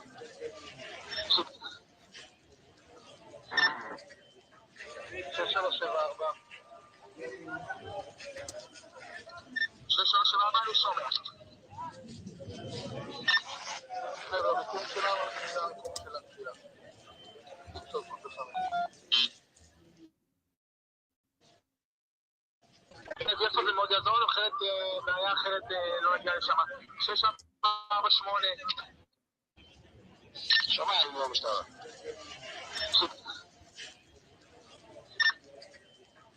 6374 6374 אני שומע This was from the attack, one of the missiles that landed in the central part of Israel from an Iranian ballistic missile. Clearly, very severe damage.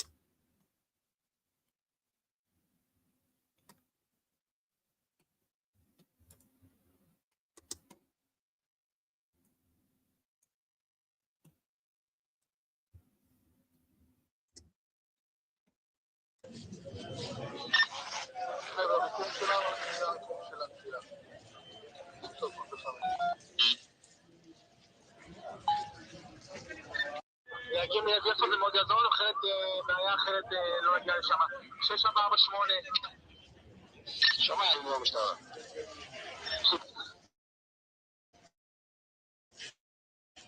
74 6374 אני שומע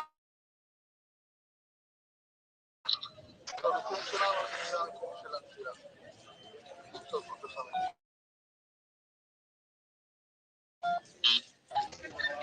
להגיע מיד יפה זה מאוד יעזור, אחרת בעיה אחרת לא נגיע לשם 6374 עם המשטרה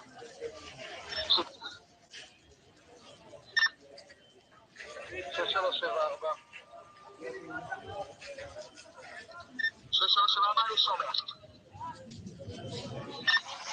חבר'ה, המיקום שלנו זה המיקום של התפילה טוב, בפעמים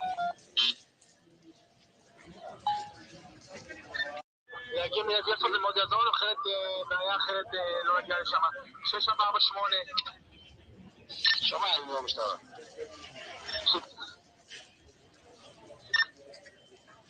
6374 6374 אני שומע חבר'ה, המיקום שלנו זה המיקום של התפילה טוב, בפעמים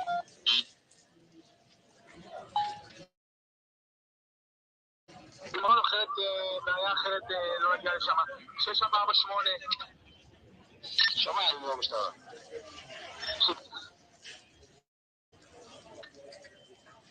6374 6374 אני שומע חבר'ה, המיקום שלנו זה המיקום של התפילה טוב, בפעמים להגיע מיד יפה זה מאוד יעזור, אחרת בעיה אחרת לא נגיע לשם 6448 שומע עם המשטרה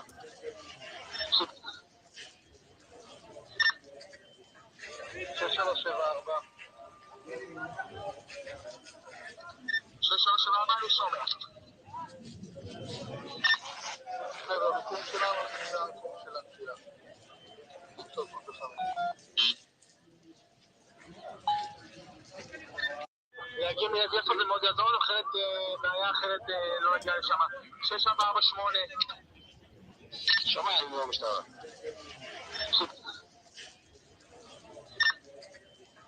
6374. 6374 אני שומע. Okay, we have another angle of that, you know, that really fast missile. There's another angle that I wanted to share with you. It was just released in one of the Israeli accounts. Look at this here.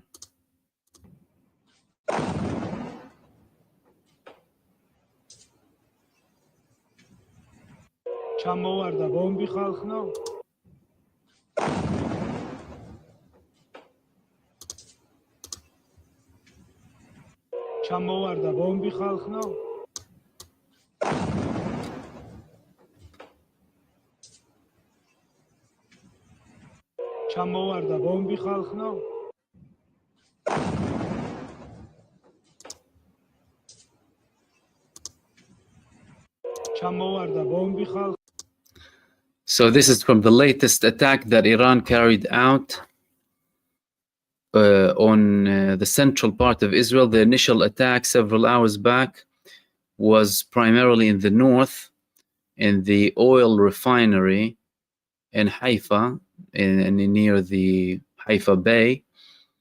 This was in Tel Aviv. There were reports that the Ministry of Defense, or more accurately, the Ministry of Terror and Genocide, has been targeted too. Again, a lot of censorship, of course, but there's a very, very large number of videos coming from Israel of people recording.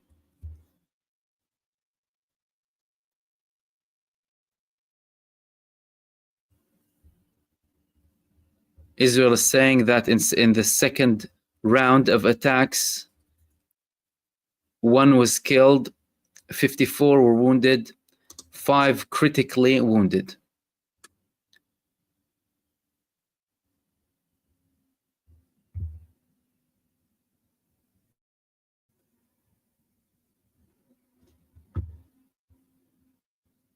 I've also just managed to come across a video, a drone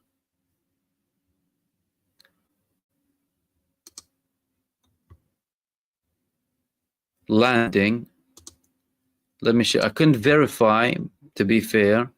This is from an Iranian account, so I really can't verify it, but I'll share that with you. I'm not sure if it's from today or nevertheless it was published.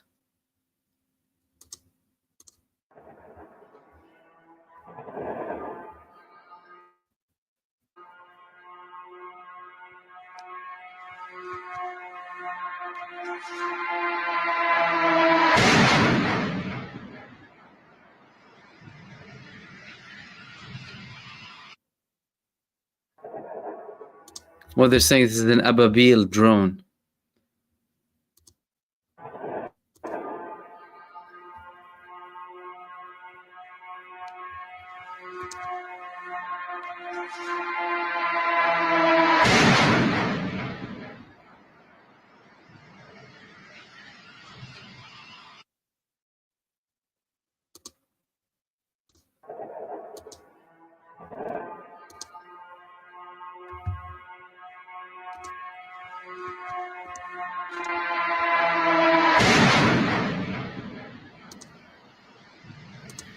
Could well be, because Israel actually confirmed that there were several drones going in from the eastern borders today, just before the attack, with the attack, and after the attack as well, alongside a missile being launched by Ansarullah in Yemen.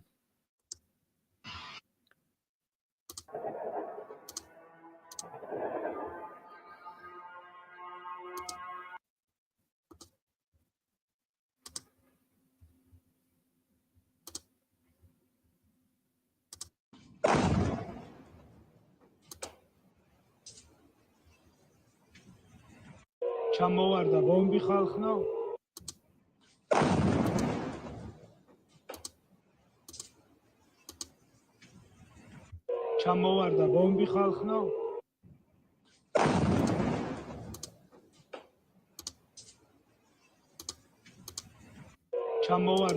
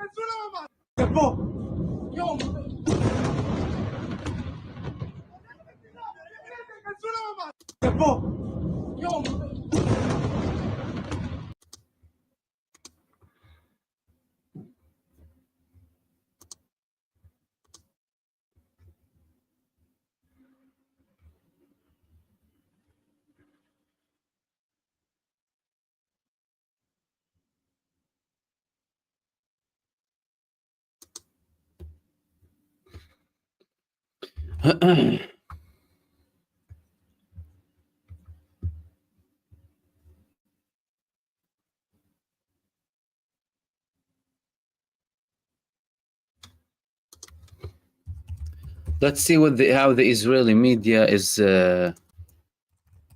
covering this latest attack.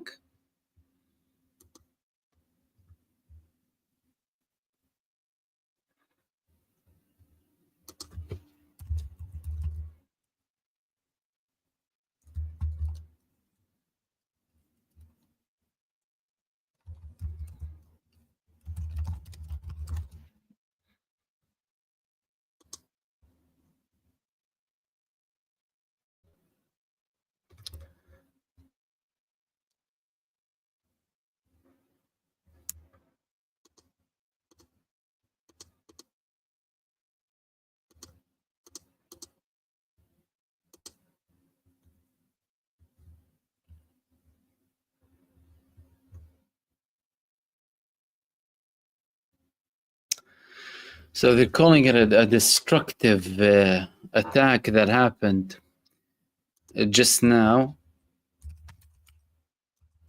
with over 50 people being injured in central Israel, 5 critically wounded, and 1 was killed.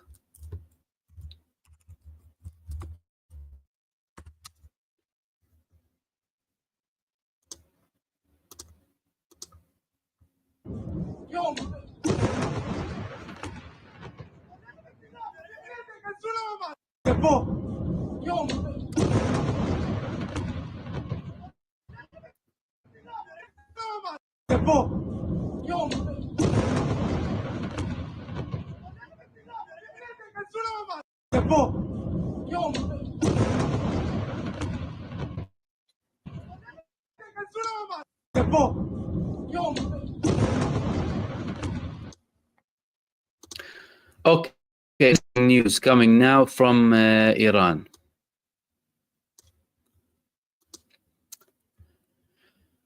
The Iranian media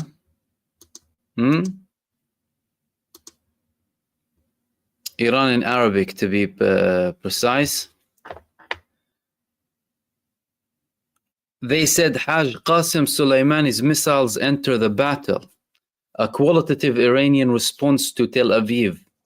In the new round of attacks on Tel Aviv, Iranian forces used missiles equipped with high explosive warheads. This is probably one of them here. In this qualitative response to the Zionist entity, the Iranian Revolutionary Guard launched the Haj Qasem tactical ballistic missile, guided and powered by solid fuel, reflecting a significant escalation in the level of military response.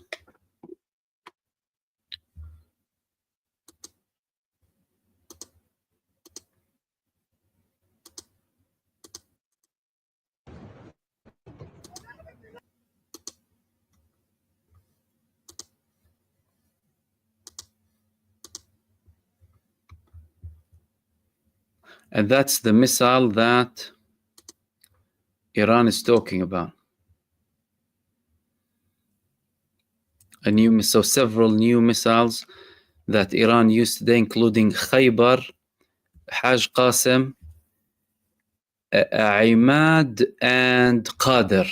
These are the 4 missiles that Iran used on its attack today. Haj Qasim, Khaybar, Qadir, and Imad. Many of them named after Iranian and Iranian-affiliated leaders who were assassinated by Israel and the United States, clearly signaling that, okay, you want to assassinate these people, we will name missiles after them, and then we will launch them in the heart of Israel or wherever it is that they're planning to target them.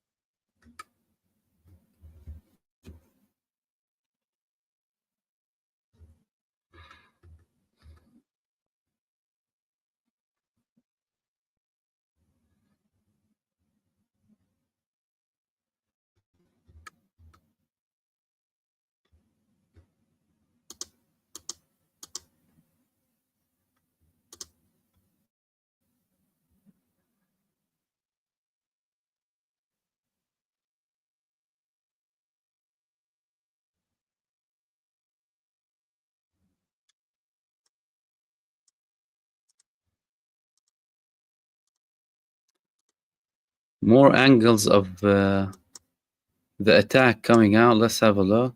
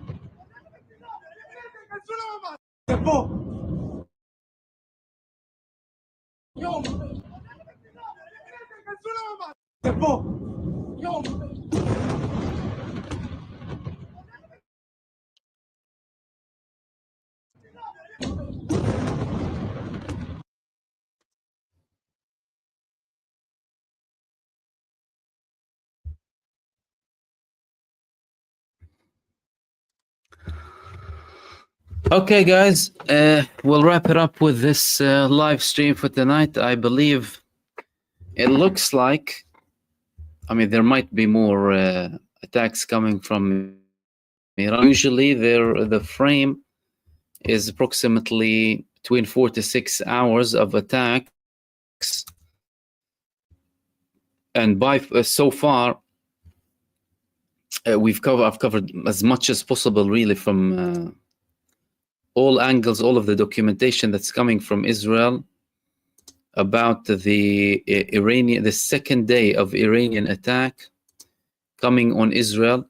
Clearly, we're talking about a very advanced and successful, highly effective attack of Iran on strategic decision-making locations, on strategic security locations, on strategic energy locations in multiple parts of Israel.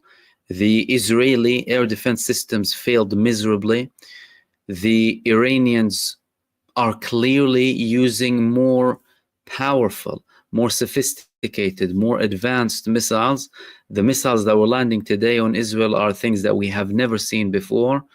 Iran said in the morning they're going to shock the world with the missiles that they use, and indeed they have.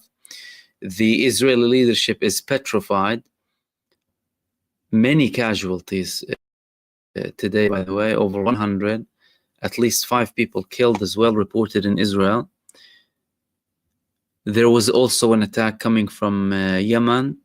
The second attack that came from Iran clearly was coordinated with Yemen.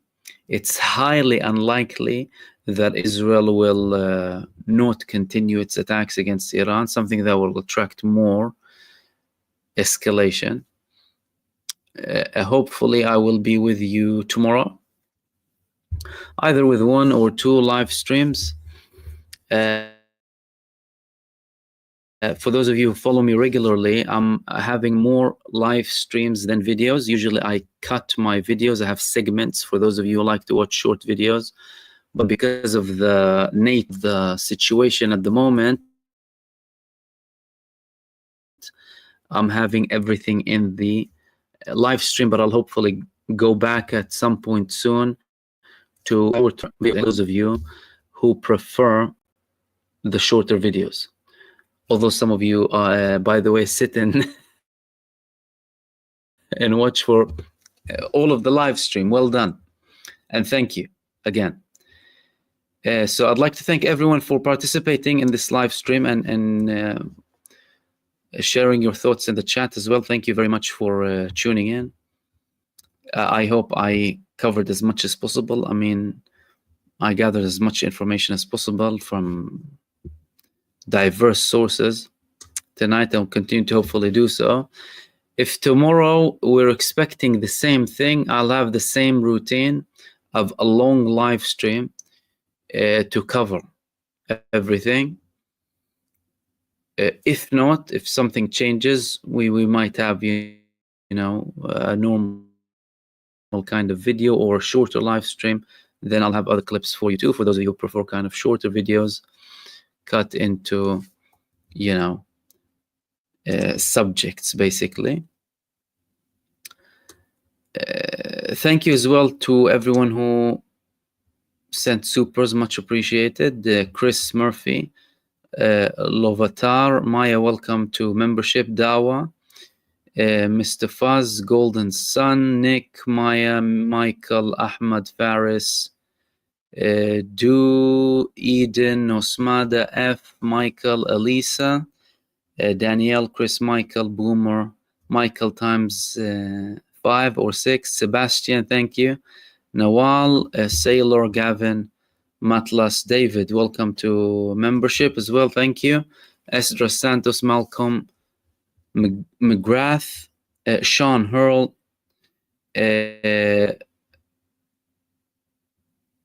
Philip, Rajesh, Jesse, Michael again, thank you very much. Karen, Naz, Senkat, Killmonger,